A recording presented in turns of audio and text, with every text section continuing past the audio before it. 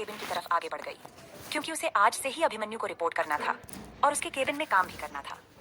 अनामिका जब केबिन के दरवाजे पर पहुंची, उसने फिर से ऊपर आसमान की तरफ देखते हुए कहा, भगवान जी, अंदर बैठे राक्षस की मेरी हिफाजत कीजिएगा, क्योंकि ये राक्षस कब मुझे खा जाएगा ये भी नहीं पता। ये कहकर अनामिका ने दोनों हाथ जोड़ लिए और उसने केबिन के दरवाजे पर नॉक किया, लेकिन अंदर से कोई आवाज नहीं आई। अनामिका ने 2 से 3 बार आवाज लगाकर केबिन के दरवाजे पर नॉक करके अंदर जाने के लिए पूछा, लेकिन अभिमन्यु की तरफ से कोई भी आवाज नहीं आई। अनामिका ने केबिन का दरवाजा धीरे से खोला और अंदर चली गई। अंदर पूरा अंधेरा था, मतलब दिन में भी इतना अंधेरा कि वहां किसी की शक्ल न नजर आए, मतलब थोड़ी सी भी रोशनी नहीं आ रही थी। अनामिका अभिमन्यु को आवाज देते हुए आगे बढ़ रही थी, अभिमन्यु सर, क्या आप अंदर हैं? लेकिन उसे रिटर्न में कोई आवाज नहीं आई। वो इधर उधर देखने लगी और लाइट ऑन करने के लिए स्विच बोर्ड ढूंढने लगी, लेकिन उसे स्विच बोर्ड नहीं मिला। तभी उसे ऐसा लगा जैसे कि उसके पीछे से कोई परछाई गुजरी हो। उसने पलट कर देखा तो वहां कोई नहीं था। तभी उसे अपनी कमर पर किसी के हाथों का टच महसूस हुआ। वो झट से पीछे पलटी और उसने देखा उसके सामने एक लंबा चौड़ा शख्स खड़ा है, लेकिन उसका चेहरा नजर नहीं आ रहा। उसकी पर्सनालिटी देखकर अनामिका को ऐसा लगा जैसे कि वो अभिमन्यु है। अनामिका ने जैसे ही कहा, अभिमन्यु, आप? तभी उस शख्स ने अनामिका के मुंह को अपने हाथ से कस के दबाया और उसे बुक शेल्फ के पीछे लगाकर उसकी कमर को अपने करीब खींचकर कस के दबाते हुए उसके कान में सरगोशी भरी आवाज में बोला, बहुत शौक है ना दूसरों के गले लगने का? अब मेरी बाहों से निकलकर दिखाओ। ये आवाज जैसे ही अनामिका के कानों में गई, उसकी पूरी बॉडी सिहर गई और उसके हाथ उसके सामने खड़े शख्स के कंधे पर आ गए। उसने उसके कंधे पर अपने हाथ कसते हुए धीरे से कहा, अभिमन्यु, ये आप है ना? अनामिका डर रही थी। उसकी मुंह से निकलने वाली ये आवाज इतनी प्यारी थी कि सामने खड़ा शख्स अपना दिल हार बैठे, लेकिन उस शख्स ने कुछ नहीं कहा और उसने धीरे से अपने होंठ अनामिका के कंधे पर रख दिए, जिससे अनामिका की दिल की धड़कन तेज हो गई। अब अनामिका की बॉडी डर से कांपने लगी थी। उस शख्स के ऐसा करते ही उसने उस शख्स को खुद से दूर करते हुए कहा, देखिए, मुझसे दूर रहिए। आप जो भी हैं, आपको मुझे छूने का हक नहीं है। अनामिका के इतना कहते ही उसे एक तेज दर्द का एहसास हुआ, जैसे कि सामने वाले शख्स ने उसकी गर्दन पर कस के बाइट किया हो। फिर उसने उसके कान में धीरे से बोला, जिसके गले तुम थोड़ी देर पहले लग रही थी, जो तुम्हारे हाथों को रेस्टोरेंट में पकड़ कर बैठा था, उसे हक दिया है तुमने? उस शख्स के ये पूछने पर अनामिका एकदम से चुप हो गई और उसने फिर से उस शख्स को खुद से दूर करते हुए कहा, आपसे मतलब? आप जो भी हैं, मुझसे दूर रहिए। अभिमन्यु, आप कहाँ हैं? अभिमन्यु? अनामिका अभिमन्यु का नाम लेकर उस शख्स को खुद से दूर कर रही थी। वहीं उस शख्स के चेहरे पर, उसके होठों पर एक कातिलाना स्माइल थी, जो अनामिका को नजर नहीं आ रही थी, और वहीं उस शख्स के हाथ ऊपर की तरफ उठ रहे थे। तभी अनामिका ने अपनी एक हाथ से उसके हाथ को जोर से झटका, जो उसके सीने पर ठहरने वाले थे। अनामिका ने उसे खुद से दूर करने के लिए धक्का देते हुए कहा, दूर रखो इन हाथों को मुझसे, दूर रखो। अगर मेरे पति को पता चला ना कि तुमने मेरे साथ बदतमीजी करने की कोशिश की है, तो वो तुम्हें छोड़ेगा नहीं। तभी उस शख्स ने कहा, पति पर इतना भरोसा है तो फिर किसी और के साथ क्यों गई थी बाहर? अपने पति के साथ जाना चाहिए था। ये कहकर उस शख्स ने अनामिका को पीछे धकेला और उसके होठों पर अपने होंठ रख दिए और उसे पैशनेटली किस करने लगा। वो इतना पैशनेटली किस कर रहा था कि अनामिका को सांस लेना भी मुश्किल हो रहा था। उस शख्स ने अपने पूरे फोर्स अनामिका के होठों पर लगा दिए थे और वो किस के साथ बाइट भी कर रहा था, जिससे अनामिका के होठों से खून रिसने लगा था और उस शख्स को भी इसका टेस्ट मिल रहा था। वहीं उसे कुछ नमकीन सा भी टेस्ट अपने होठों पर महसूस हुआ, जो कि अनामिका की आंखों से बहते आंसुओं के थे, क्योंकि उस शख्स के ऐसे छूने से और उसके होठों पर अपनी होठों के पकड़ मजबूत करने से अनामिका की आंखों से आंसू निकलने लगे। वो उसे लगातार खुद से दूर धकेल रही थी, लेकिन वो ऐसा नहीं कर पा रही थी। वहीं वो शख्स अपनी मजबूत पकड़ अनामिका की कमर पर कसता जा रहा था और अपनी पूरी ताकत अनामिका पर लगा रहा था। अनामिका ने उस शख्स को खुद से दूर करने के लिए अपने घुटने उठाकर उसके पैरों के बीच में मारना चाहा, लेकिन उस शख्स ने जैसे इसका अंदाजा लगा लिया हो कि अनामिका क्या करने की कोशिश कर रही है।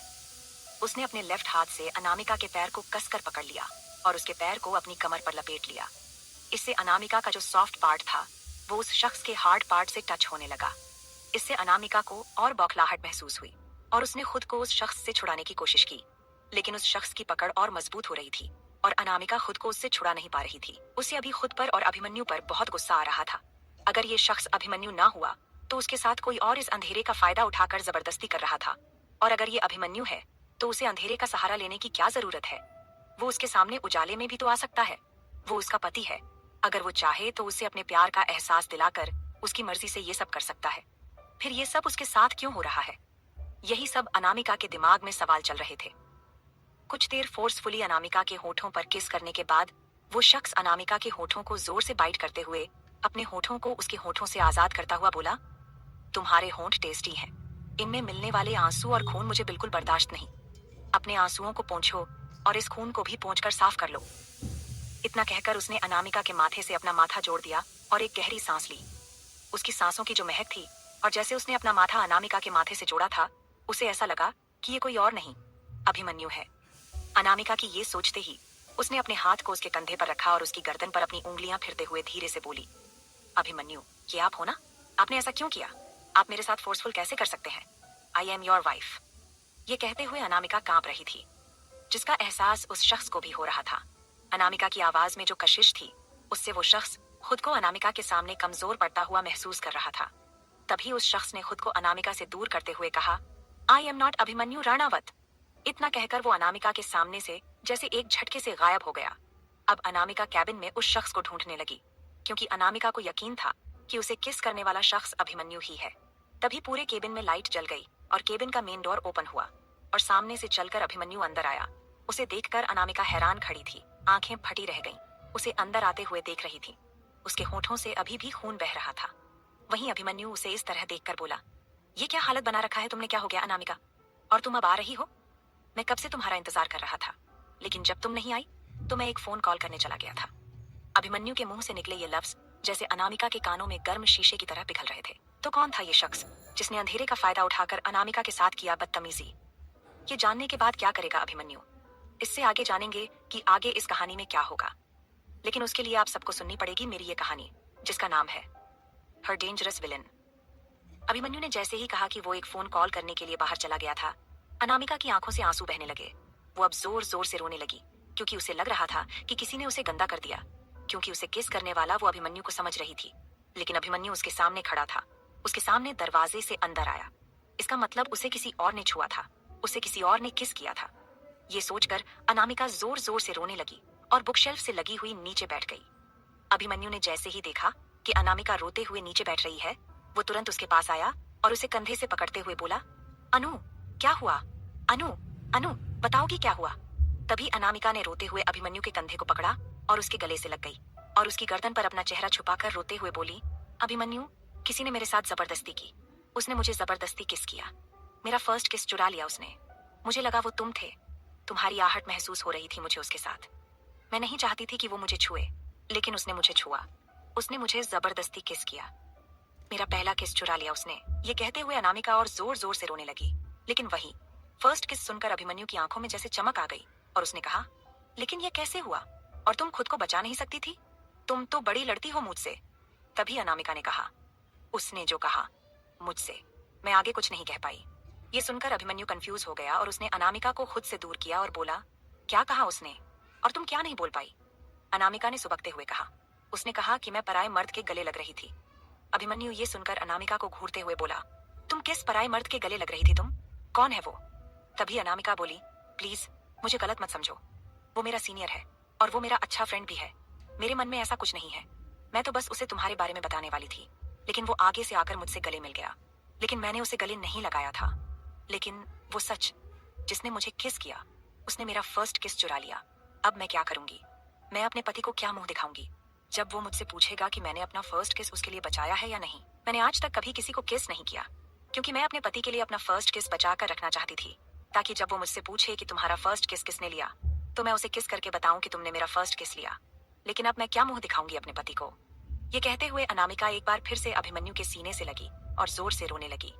वहीं अभिमन्यु अनामिका को घूरते हुए बोला, सीरियसली अनामिका, मैं तुम्हारा हस्बैंड हूँ और तुम मुझसे ये कह रही हो कि तुमने अपने पति के लिए अपनी फर्स्ट किस बचा कर रखी थी, और अब तुम अपने पति को क्या मुंह दिखाओगी? अभिमन्यु की ये कहते ही अनामिका का एकदम से रोना बंद हो गया और वो अभिमन्यु से अलग होकर उसे देखने लगी। फिर एक बार जोर से रोते हुए बोली, हाँ तो क्या करूं? तुम ही मेरे पति हो। अब बोलो, मैं तुम्हें अपना ये मुंह कैसे दिखाऊं? मेरा फर्स्ट किस चुरा लिया उस कुत्ते कमीने ने। आगे जैसे ही अनामिका और कुछ बोलने वाली थी, अभिमन्यु ने उसके मुंह पर हाथ रखते हुए कहा, तुम गाली भी देती हो? अभिमन्यु अनामिका के साथ हुई जबरदस्ती को लेकर जरा भी सीरियस नहीं था, बस नॉर्मल उससे बातें कर रहा था। ये देखकर अनामिका ने अभिमन्यु के सीने पर मारते हुए कहा, कैसे पति हो तुम? तुम्हारी बीवी के साथ, तुम्हारे ही केबिन में, तुम्हारे ही ऑफिस में जबरदस्ती हुई। उसका फर्स्ट किस किसी ने चुरा लिया और तुम यहाँ सीरियस नहीं हो? कहीं ये सब तुमने तो नहीं किया? ये कहकर अनामिका अभिमन्यु को घूरने लगी। अनामिका के इस सवाल ने अभिमन्यु को चौंका दिया और वो हैरानी से अनामिका को देखते हुए बोला, मैं ये सब कैसे कर सकता हूँ? मैं तुम्हारे सामने केबिन के अंदर आया हूँ। अनामिका अभिमन्यु का चेहरा देखने लगी। तभी अभिमन्यु ने इस बात को टालते हुए अनामिका से कहा, वैसे तुमने कहा कि तुमने अपने पति के लिए अपना फर्स्ट किस बचा कर रखी थी।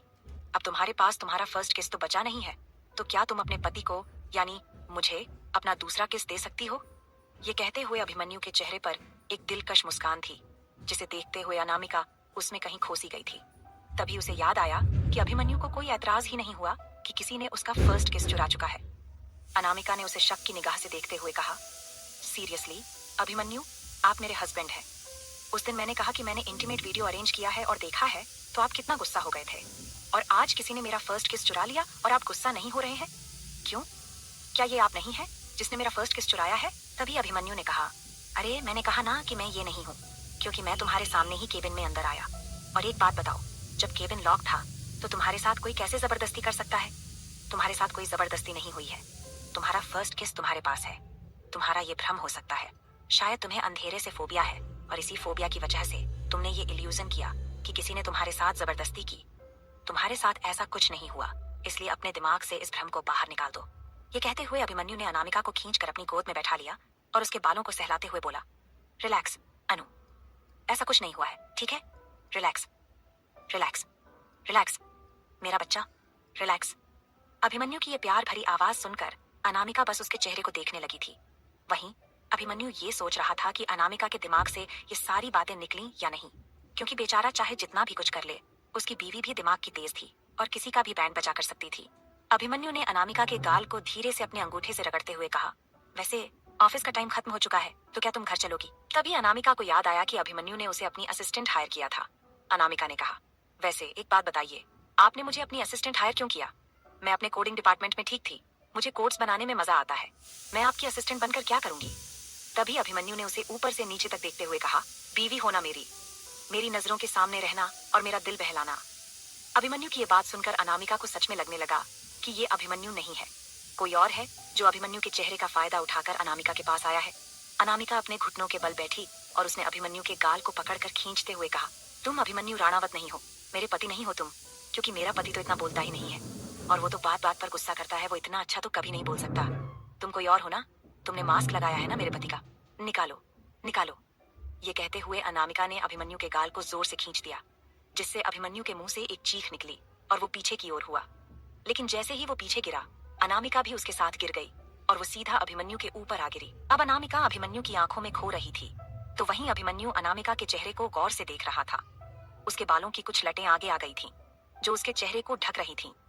अभिमन्यु ने प्यार से अपनी उंगली से अनामिका के बालों को उसके कान के पीछे किया और चुपचाप उसके चेहरे को देखने लगा। वहीं अनामिका भी एकटक अभिमन्यु के चेहरे को देख रही थी। दोनों इतने करीब थे कि उनकी सांसें एक दूसरे में घुल रही थीं और उनकी धड़कनें इतनी तेज थीं कि दोनों को ही साफ सुनाई दे रही थीं। इससे आगे जानेंगे कि आगे इस कहानी में क्या होगा, लेकिन उसके लिए आप सबको सुननी पड़ेगी मेरी ये कहानी, जिसका नाम है हर डेंजरस विलन। अभी अनामिका अभिमन्यु की बाहों में गिरी हुई थी। अभिमन्यु के दोनों हाथ अनामिका की पीठ पर थे और अनामिका के दोनों हाथ अभिमन्यु के सीने पर। अभिमन्यु की दिल की धड़कन तेज थी, क्योंकि वो अनामिका के एकदम पास था और उसकी हसरतें अनामिका को किस करने के लिए बेताब हो रही थीं। वहीं अनामिका बस गौर से अभिमन्यु को देख रही थी और उसकी नजदीकी को महसूस कर रही थी। उसे ये नजदीकी कुछ अलग नहीं लगी, बल्कि वैसा ही लगा जैसा कि थोड़ी देर पहले उसे उस अजनबी के साथ महसूस हुआ था, जिसने उसे किस किया था, जिसने उसका फर्स्ट किस चुरा लिया था। अनामिका एकदम से हैरान रह गई और उसने अपने मन में कहा, क्या ये वही एहसास नहीं है जो अभी कुछ देर पहले मुझे हुआ था? वो कोई और हो ही नहीं सकता, वो अभिमन्यु ही था। मन तो कर रहा है इनकी हड्डियां तोड़ दूं, क्योंकि इन्होंने मुझे डराया और अब मेरे सामने ऐसे इनोसेंट बन रहे हैं जैसे कि ये वही थे ही नहीं। और देखो ना, ये कैसे मेरी बाहों में है। ये सोचते हुए अनामिका धीरे धीरे अभिमन्यु की ओर नजदीक झुकने लगी। वहीं अभिमन्यु ने अनामिका की पीठ को सहलाते हुए अपने मन में कहा, तुम्हें उस गलती की सजा कैसे दे सकता था जो तुमने की ही नहीं। जिसने गलती किया उसे सजा मिल चुकी है। ये कहते हुए अभिमन्यु के चेहरे पर एक डेविल स्माइल थी। वो अनामिका की नजदीकी को महसूस करना चाहता था, लेकिन फिर उसने सीरियस होते हुए अपने मन में कहा, लेकिन बीवी, इतना याद रखना कि अगर तुम किसी और के नजदीक गई ना, तो वो दिन उसकी जिंदगी का आखिरी दिन होगा, चाहे फिर वो कोई भी हो। ये कहते हुए अभिमन्यु ने अपना हाथ अनामिका के चेहरे पर रखा और उसके बालों को कान के पीछे आहिस्ते से करने लगा। वहीं अनामिका ने अपनी आंखें बंद कर ली थीं, तो अभिमन्यु ने अपने चेहरे को आगे बढ़ाया और उसने अपने होठों को अनामिका के माथे पर रख दिया। इस बारे एहसास से दोनों के दिल में एक सुकून उतर गया और दोनों की आंखें बंद हो गईं। अभी अनामिका और अभिमन्यु एक दूसरे की बाहों में खोए हुए ही थे कि तभी केबिन का दरवाजा खुला और जैक अंदर आ गया। लेकिन उसके अंदर आने की आहट भी अभिमन्यु और अनामिका को महसूस नहीं हुई, क्योंकि दोनों इस कदर एक दूसरे में खोए हुए थे। जैक भी अपने हाथ में फाइल लिए बिना आगे देखे चलता हुआ केबिन के अंदर आया और उसने अपना सिर उठाकर कहा, बॉस, कंसाइनमेंट आ गया है। इतना कहकर जैक एकदम से रुक गया और उसकी आंखें फर्श पर गिरे हुए अभिमन्यु और उसके ऊपर अनामिका पर पड़ी। वो जल्दी से पीछे मुड़ा और घबराए हुए लहजे में बोला, I am really sorry boss, मैंने कुछ नहीं देखा, मैं बाद में आता हूँ। इतना कहकर जैक जैसे ही जाने के लिए आगे बढ़ा, वैसे ही अभिमन्यु हरकत में आया और अनामिका को खुद से दूर करते हुए बोला, जैक रुको, ऐसा कुछ नहीं है जैसा तुम सोच रहे हो। अभिमन्यु जल्दी से उठकर खड़ा हो गया और उसने अनामिका को अपना हाथ दिया। अनामिका ने हिचकिचाते हुए उसका हाथ थामा और उठकर खड़ी हो गई। जैक ने कहा, it's okay boss, take your time, मैं बाद में आ जाऊंगा। तभी अभिमन्यु ने गहरी सांस लेते हुए कहा, जस्ट इग्नोर इट, जैसा तुमने देखा वैसा कुछ नहीं है, हमेशा आंखों देखा सच भी नहीं होता। फिर उसने अनामिका की ओर मुड़कर कहा, तुम जाकर अपना काम संभालो, आज से मेरी शेड्यूल, मेरी मीटिंग्स, सारी चीजों की जिम्मेदारी तुम्हारी है। मेरे शेड्यूल अरेंज कर लो और मुझे बता देना, हम घर चलेंगे। अनामिका अपनी नजरों को ऊपर नहीं उठा पा रही थी। उसने नीचे देखते हुए बस सिर हिलाया और जैक के पास चली गई। जैक ने एक बार अभिमन्यु को देखा और फिर अनामिका को उसके शेड्यूल के बारे में और मीटिंग्स के बारे में बताने लगा। वहीं अभिमन्यु अपने कपड़ों को झाड़ते हुए गहरी सांस लेकर अनामिका को देखते हुए धीरे से बोला, उफ, ये लड़की जितना करीब आती है उतनी उलझने बढ़ा देती है। इससे दूर जाना चाहता हूँ, लेकिन इसके करीब आ जाता हूँ। अब क्या करूँ इस दिल का। इतना कहकर अभिमन्यु जाकर अपनी चेयर पर बैठ गया। जैक ने एक एक करके सारे शेड्यूल अनामिका को बता दिए और कुछ इंपॉर्टेंट मीटिंग्स और उनकी प्रेजेंटेशन के बारे में भी समझाया। उसने अनामिका को सब कुछ नोट डाउन भी करवा दिया ताकि वो कुछ भूल न जाए, क्योंकि अभिमन्यु को काम में लापरवाही बिल्कुल भी पसंद नहीं थी। अब जबकि अनामिका उसकी पर्सनल असिस्टेंट बन चुकी थी, तो इन सब चीजों का ख्याल उसे ही रखना था। अनामिका ने जल्दी से अपने नोट्स तैयार किए और जैक के इंस्ट्रक्शंस को ध्यान से सुनने लगी। हालांकि उसका ध्यान बार बार अभिमन्यु की ओर जा रहा था, जो अब अपनी चेयर पर बैठा उसे ही देख रहा था। जब जैक अपनी बात पूरी कर चुका, तो अनामिका ने धीरे से कहा, ठीक है, मैं सब संभाल लूंगी। जैक ने मुस्कुराकर सिर हिलाया और फिर फाइल उठाकर बाहर चला गया। केबिन में अब सिर्फ अनामिका और अभिमन्यु थे। अनामिका ने अपने कंधे पीछे किए, एक गहरी सांस ली और धीरे धीरे अभिमन्यु की ओर बढ़ी। आपने कहा कि आज से मुझे आपका पूरा शेड्यूल हैंडल करना होगा, तो मुझे सबसे पहले ये जानना है कि क्या मुझे आपकी असिस्टेंट होने के अलावा भी कोई और काम करना होगा। अभिमन्यु ने उसकी ओर देखा। उसकी आंखों में एक अजीब सी चमक थी। उसने अपनी उंगलियां टेबल पर बजाईं और मुस्कुराते हुए अपने मन में कहा, हाँ, एक काम और है। तुम्हें मेरी नजरों के सामने रहना होगा हर वक्त, ताकि मुझे कोई टेंशन ना हो कि मेरी बीवी फिर किसी मुसीबत में पड़ गई या फिर से तुम्हारा कोई अच्छा फ्रेंड तुम्हें गले ना लगाए। अभिमन्यु बस उसे मुस्कुराकर देख रहा था, लेकिन उसके कुछ ना बोलने पर अनामिका ने उसके चेहरे के सामने चुटकी बजाते हुए कहा, हेलो मिस्टर राणावत, क्या आप मुझे सुन रहे हैं। अनामिका के इस तरह चुटकी बजाने से अभिमन्यु एकदम से हड़बड़ा गया और उसने इधर उधर देखा।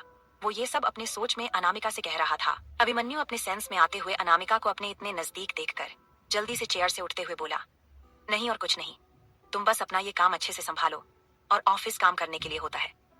ऑफिस में काम करने आती हो तो अपने काम पर ध्यान दो, गॉसिप करने पर नहीं। मैंने तुम्हें सिर्फ गॉसिप करते हुए देखा है। पता नहीं कोडिंग डिपार्टमेंट में तुम क्या करती थी, लेकिन अब तुम मेरे अंडर हो तो तुम्हें पूरी जी जान से मेहनत करनी होगी। इतना कहकर अभिमन्यु डोर की तरफ आगे बढ़ गया।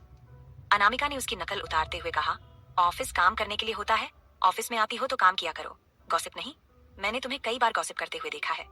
ये खड़ूस पति कभी भी अपने खड़ूसगिरी से बाहर नहीं आ सकता। अभी अनामिका ये सब सोचते हुए अभिमन्यु को कोस ही रही थी कि उसे अभिमन्यु की आवाज सुनाई दी, अगर अपने मन में मुझे गालियां देना और मुझे कोसना हो गया हो तो अब घर चलो। हाँ, नहीं तो मैं कहाँ आपको कोस रही हूँ, मैं घर चलना चाहती हूँ। ये कहते हुए अनामिका जल्दी से अभिमन्यु के पीछे भागी और उसके साथ चलने लगी। वहीं अभिमन्यु अनामिका के आगे चलते हुए उसके होठों पर एक मुस्कुराहट थी, जो अनामिका के देखने से पहले ही अभिमन्यु ने छुपा लिया था। अभिमन्यु अनामिका को लेकर अपनी प्राइवेट लिफ्ट से बाहर निकला और पार्किंग की तरफ चला गया। क्योंकि ये ऑफिस के ऑफ होने का टाइम था, तो बाकी के स्टाफ भी घर जाने के लिए निकल रहे थे। अनामिका पैसेंजर सीट का डोर ओपन करके बैठ गई और वहीं अभिमन्यु ड्राइविंग सीट का डोर ओपन करके बैठा और कार स्टार्ट करके फुल स्पीड में लेकर ऑफिस से बाहर निकल गया। अनामिका उसकी बगल में बैठी बस यही सोच रही थी कि क्या वो शख्स अभिमन्यु था या कोई और था।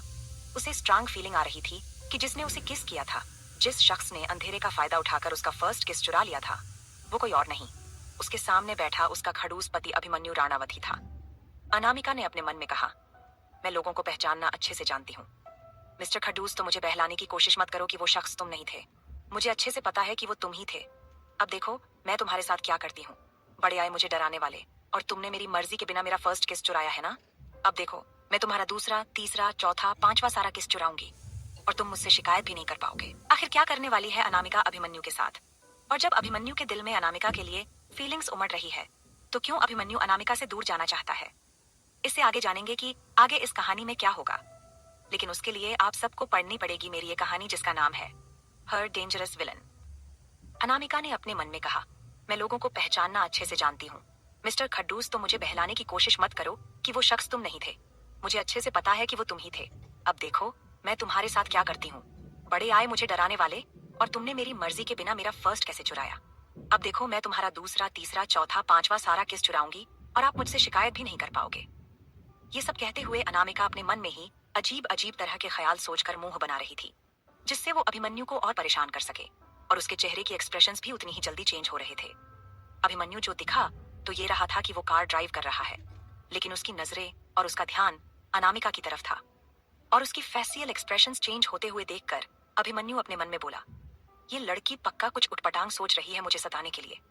अब ये क्या सोच रही है, ये कैसे पता करूं, क्योंकि ये जब भी कुछ सोचती है मेरे साथ ही बुरा होता है, और मोम तो इसी का साथ देंगी। वो मेरी बात तो सुनेंगी ही नहीं, तो मुझे ही इसे हैंडल करना पड़ेगा।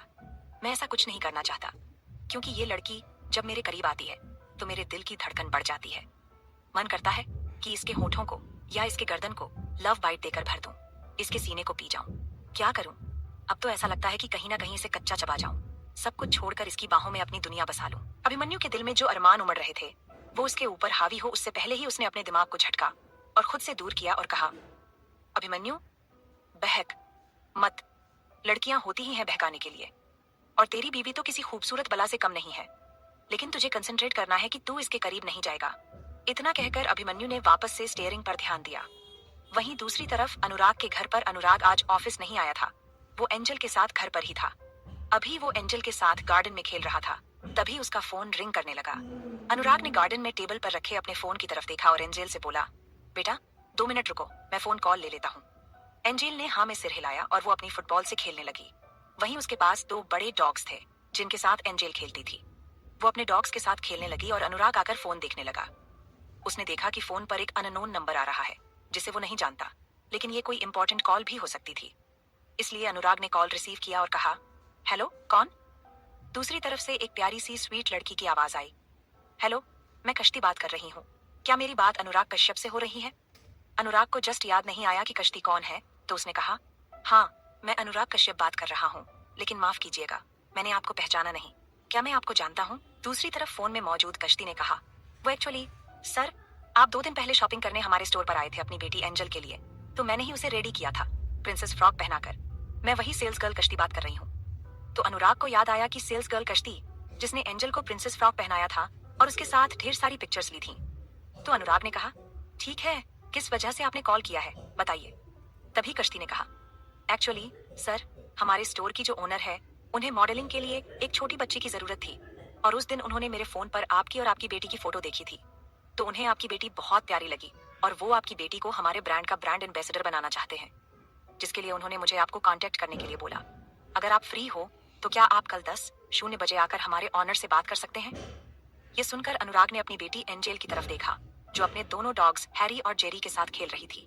तो अनुराग ने उसे देखते हुए कहा, एक्चुअली अभी एंजेल सिर्फ 7 साल की है और मैं नहीं चाहता कि उसके दिमाग पर किसी तरह का बर्डन पड़े, वो स्ट्रेस ले, इस वजह से मैं इस अपॉर्चुनिटी को कैंसिल करता हूँ। सभी कश्ती ने कहा, लिसन सर आपके पास कल 10:00 बजे तक का टाइम है, आप एक बार एंजेल से भी पूछ लीजिए, क्या पता उसे एक्टिंग करना पसंद हो, वैसे भी वो बहुत प्यारी है और ऐसा अपॉर्चुनिटी जल्दी किसी को नहीं मिलती है, तो आप एक बार एंजेल से पूछ लें और उसके बाद कल सुबह 10:00 बजे तक मुझे आप अपना आंसर दे दीजिएगा। कश्ती के इस तरह बोलने से अनुराग ने कुछ देर सोचा और कहा, ठीक है मैं आपको कल इन्फॉर्म करता हूँ। अनुराग की ये कहने पर कश्ती ने मुस्कुराते हुए कहा, थैंक यू सर। ये कहकर कश्ती ने कॉल कट कर दिया और अनुराग बस अपने फोन को ही देखता रह गया।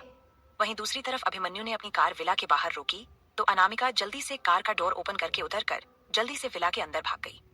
अभिमन्यु घर की तरफ उसे जाते हुए देख रहा था। फिर वो भी कार का डोर ओपन करके बाहर आया और उसने कार की चाबी वॉचमैन को देते हुए कहा, इसे वॉशिंग के लिए भेज दीजिएगा, और खुद लंबे कदम भरते हुए अंदर चला गया। वो अंदर गया तो उसने देखा कि हॉल में सोफे पर अनामिका रागिनी जी की गोद में सिर रखकर लेटी हुई है और रागिनी जी प्यार से उसके बालों को सहला रही हैं। ये देखकर अभिमन्यु को ऐसा लगा कि वो इस घर का बहू है और अनामिका इस घर का बेटा, क्योंकि जब से वो इस घर में आई थी रागिनी जी ने उस पर ध्यान देना ही बंद कर दिया था। वो बस अपनी बहू बेटी अनामिका को देख रही थी और उसे प्यार कर रही थी। तभी अनामिका ने अपनी जगह से उठते हुए कहा, मॉम चलो आज फिर से हम दोनों मिलकर डिनर बनाते हैं। तभी अनामिका को रागिनी जी ने रोक दिया, नहीं, बिल्कुल नहीं, रोज रोज नहीं, कभी कभी या हफ्ते में 1 या 2 बार तुम डिनर, ब्रेकफास्ट या जो बनना चाहो बनाना, लेकिन रोज नहीं। अभी तुम ऑफिस से आई हो ना, थक गई होगी, तो चलो जाओ तुम जाकर रेस्ट करो। लेकिन फिर उन्होंने अभिमन्यु की तरफ देखते हुए कुछ सोचकर कहा, एक बात बताओ, अनामिका ऑफिस अकेले जाती है, लेकिन तुम्हारे साथ क्यों आ रही है?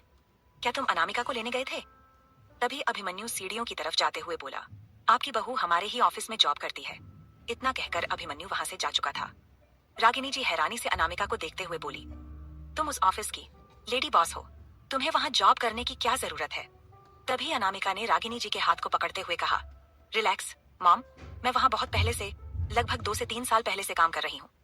तब तो मैं आपके बेटे अभिमन्यु राणावत की वाइफ नहीं थी, तब तो मैं राणावत एम्पायर की लेडी बॉस नहीं थी, एक मामूली सी एम्प्लॉय थी।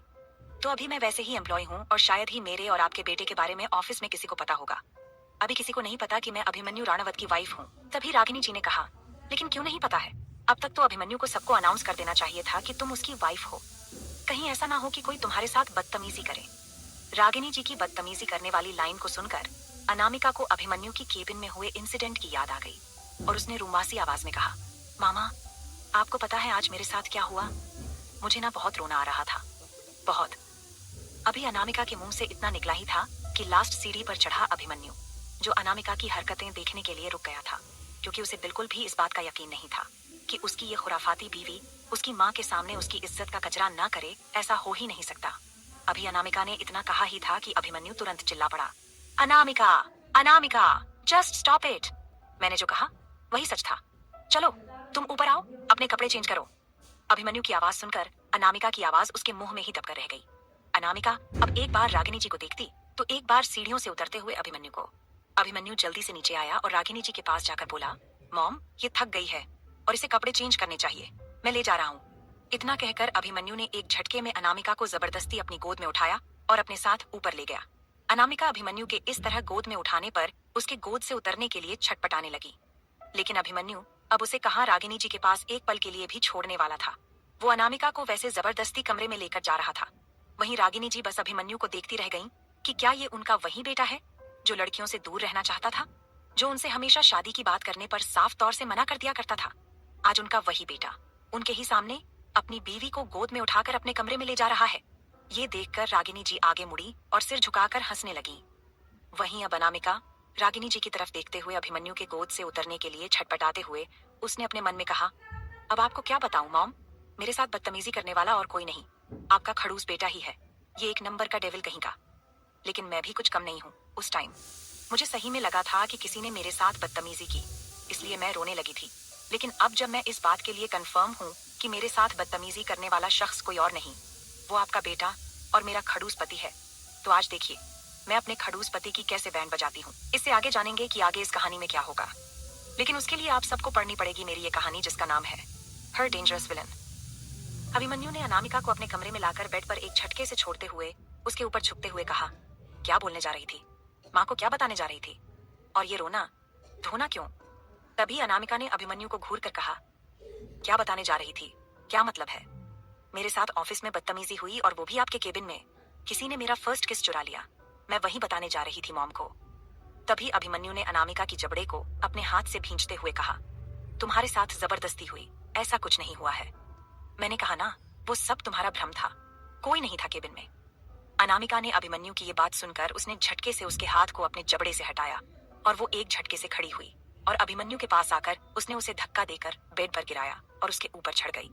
उसके बाद उसके चेहरे के पास झुकते हुए उसके हाथ को अपने होठों पर रखते हुए बोली, अगर मेरे साथ बदतमीजी नहीं हुई, केबिन में कोई नहीं था, तो मेरे होठों पर यह चोट कैसे लगी? मेरे होठों से ये खून कैसे निकला? और आप इतने यकीन से कैसे कह सकते हैं कि वहां कोई नहीं था? ये भी तो हो सकता है कि कोई था और अंधेरे का फायदा उठाकर किसी ने मेरे साथ जबरदस्ती की। तभी अभिमन्यु ने अनामिका को झटके से बेड पर पलटा और उसके ऊपर आकर उसके हाथ को बेड पर दबाते हुए बोला, ऐसा कुछ नहीं है, किसी ने तुम्हारे साथ जबरदस्ती नहीं की है, मैं कह रहा हूं ना। तभी अनामिका ने कहा, आप इतनी यकीन से कैसे कह सकते हैं कि किसी ने नहीं किया? आप वहां थे भी नहीं। अनामिका की बात सुनकर अभिमन्यु चुप हो गया था। तभी अचानक अनामिका ने अपनी आंखें बंद कर ली थीं, जैसे उसे कुछ फील हो रहा था। तभी अभिमन्यु ने अनामिका के इस रिएक्शन को देखकर उसके बिल्कुल चेहरे के करीब आते हुए उससे बोला, क्या हुआ? तभी अनामिका ने धीरे से कहा, वो आपका वो चुप रहा है। इतना कहकर उसने अपना चेहरा दूसरी तरफ घुमा लिया, क्योंकि उसका चेहरा शर्म से लाल हो रहा था। अभिमन्यु को कुछ समझ में नहीं आया, तो अभिमन्यु ने अपने एक हाथ से उसके चेहरे को अपनी तरफ घुमाते हुए उससे बोला, क्या हुआ, बोलो। अभिमन्यु की जो अब भी आवाज निकली थी वो बहुत प्यारी थी, कर्कश नहीं बल्कि अनामिका के दिल में उतरने वाली। अनामिका ने धीरे से कहा, वो आप मेरे ऊपर हैं, आप हटिए। अभिमन्यु को समझ में नहीं आया और वो पूरी तरह से अनामिका के ऊपर अपना भार डालने लगा, जिससे अनामिका के मुंह से एक आह निकल गई, क्योंकि अभिमन्यु के सीने से अनामिका का सीना दब गया था। अनामिका ने एक सिसकी लेकर अपने चेहरे को दूसरी तरफ करना चाहा, तो अभिमन्यु ने उसके चेहरे को वापस से सीधा किया और उससे बोला, इस तरह से मत करो, अगर मैं बहक गया ना तो तुम्हें बहुत पछताना पड़ेगा। अनामिका ने कुछ नहीं कहा, बस उसने धीरे से अपनी आंखें खोली और अभिमन्यु को देखते हुए बोली, केबिन में आप थे ना, आपने मेरी फर्स्ट किस चुराई ना? अनामिका के ये पूछते ही अभिमन्यु अपना चेहरा दूसरी तरफ करने लगा। वो अपनी नजरें चुरा रहा था। तो इस बार अनामिका ने उसके चेहरे को पकड़कर सीधा किया और अभिमन्यु से पूछा, झूठ मत बोलिएगा, सच सच बताइए। तभी अभिमन्यु ने गुस्से से अनामिका को देखकर उसके गले को कस के दबाते हुए कहा, हाँ मैं था, मुझे गुस्सा भी तो तुमने ही दिलाया था। तुम उस विवेक के गले क्यों लगी थी? तुम्हें ये पता होना चाहिए था ना कि तुम शादीशुदा हो, तुम्हारा एक पति है, तुम कैसे किसी गैर मर्द के गले लग सकती हो? अभिमन्यु के इस सवाल पर अनामिका गुस्सा नहीं हुई अभिमन्यु के उसके गर्दन को दबाने से, बल्कि उसने मुस्कुराते हुए अभिमन्यु की पीठ पर अपने हाथ कस दिए, जिससे अभिमन्यु पूरी तरह से अनामिका की बॉडी से चिपक चुका था। दोनों के जिस्म के बीच में अब कोई गैप नहीं बचा था, यहाँ तक कि दोनों के बीच से अब हवा भी पास नहीं हो रही थी। अब दोनों को ही एक दूसरे के जिस्म की गर्मी महसूस हो रही थी, जिससे बार बार अनामिका को ऐसा फील हो रहा था जैसे कि अभिमन्यु उसके अंदर उतर जाएगा, और अभिमन्यु को अनामिका के जिस्म से निकलने वाली गर्मी पागल कर रही थी। अभिमन्यु ने धीरे से अपना चेहरा नीचे किया और अनामिका की गर्दन पर अपने होंठ रख दिए और उसे चूमने लगा। अनामिका मदहोश होने लगी और उसने अभिमन्यु के बालों पर अपना हाथ रख उसमें उंगलियां फिराने लगी और धीरे से बोली, मैंने उसे गले नहीं लगाया था, मैं उसे रोकना चाहती थी, लेकिन जब तक मैं उससे कुछ कहती तब तक वो आकर मुझे गले लगा चुका था। मैंने उसे ये बताने की भी कोशिश की कि मेरी शादी हो चुकी है आपसे। अभिमन्यु, मैं आपसे लड़ती जरूर हूँ, हमारी शादी जैसी भी सिचुएशन में हुई हो, लेकिन मैं धोखेबाज नहीं हूँ। मैं अपने पति के लिए लॉयल हूँ और मैंने आज तक कभी किसी को मुंह नहीं लगाया, और मेरा फर्स्ट किस भी आपने चुरा लिया है। तो आप ये कैसे कह सकते हैं कि गैर मर्द ने मुझे गले लगाया तो मैं उसकी हो गई? अभिमन्यु ने अनामिका की इस बात को सुनकर उसकी गर्दन को दूसरी तरफ चूमते हुए कहा, मुझे ये बिल्कुल पसंद नहीं कि मेरी चीजों को कोई और हाथ लगाए, और उस एम्प्लॉय ने तुम्हें गले लगाने की हिम्मत की। मैंने उसके साथ क्या किया है ये तुम मंडे ऑफिस जाकर देख सकती हो। मुझे नहीं पसंद कि कोई मेरी चीजों को छुए, बिल्कुल भी नहीं। तुमने जब पहली बार मेरे कपड़े पहने थे तो मुझे इतना गुस्सा आया था कि मैंने वो कपड़े फाड़ दिए थे। तो तुम ये सोचो कि तुम्हें हाथ लगाने वाले के साथ मैं कितना बुरा कर सकता हूँ, क्योंकि तुम मेरी बीवी हो, मेरे वजूद का हिस्सा हो, मेरा गुरूर हो और अब मेरे दिल में बसने वाली मेरी मोहब्बत हो। ये कहते हुए अभिमन्यु ने अनामिका की गर्दन और कॉलर बोन को बुरी तरह से चूमना शुरू कर दिया। वहीं अनामिका ने भी अभिमन्यु की गर्दन पर अपनी बाहें लपेट दी और उसके बालों में अपनी उंगलियां फिराने लगी। अब पूरे कमरे में अनामिका की आहों और सिसकियों की आवाज गूंजने लगी। अनामिका के हाथ पूरी तरह से अभिमन्यु की पीठ पर चल रहे थे और अभिमन्यु के होंठ अनामिका की गर्दन, क्लीवेज, उसके सीने सब पर अपनी निशान छोड़ रहे थे। तभी अचानक से रूम में फोन की घंटी बजने लगी। अभिमन्यु एकदम से अपने होश में आया और उसने खुद को देखा तो वो अभी भी बेड के पास खड़ा था और अनामिका बेड पर आधी लेटी हुई थी। उसने अपने एक पैर को मोड़ रखा था और वो घूरते हुए अभिमन्यु को देख रही थी। उसने गुस्से से कहा, क्या कब से ऐसे ही खड़े हैं? कुछ पूछ रही हूँ। आपने मुझे मॉम को ये सब बताने से रोका क्यों? मेरे साथ किसी ने जबरदस्ती की, ये बात आपने सीरियसली नहीं ली, लेकिन मॉम तो इसे सीरियसली ले सकती थी। मॉम ऑफिस में इन्वेस्टिगेट कर उस शख्स को सजा तो दिला सकती थी। कैसे फट्टू हस्बैंड हैं आप? अभिमन्यु को तो अनामिका की कोई भी बात समझ ही नहीं आ रही थी। वो बस ये सोच रहा था कि अभी अभी जो कुछ उसने महसूस किया, जो कुछ उसने अनामिका के मुंह से सुना, जो कुछ उसने अनामिका से कहा, क्या वो सब सिर्फ एक वहम था, उसका जागती आंखों से देखा हुआ ख्वाब था? अभिमन्यु कंफ्यूज सा खड़ा अनामिका को कभी देखता तो कभी बेड पर, कि कहीं दोनों के गिरने से सलवटें आई हैं या नहीं।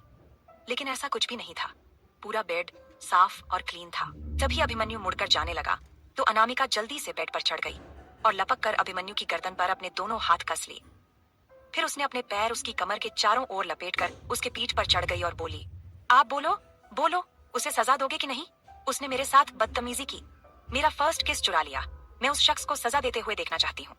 इससे आगे जानेंगे कि आगे इस कहानी में क्या होगा, लेकिन उसके लिए आप सबको सुननी पड़ेगी मेरी ये कहानी जिसका नाम है हर डेंजरस विलन। अनामिका की इस तरह से अभिमन्यु के गले पकड़ने से और उसके पीठ पर लटक जाने से अभिमन्यु हड़बड़ा गया और वो फर्श पर अनामिका को लेकर कालीन पर गिर गया।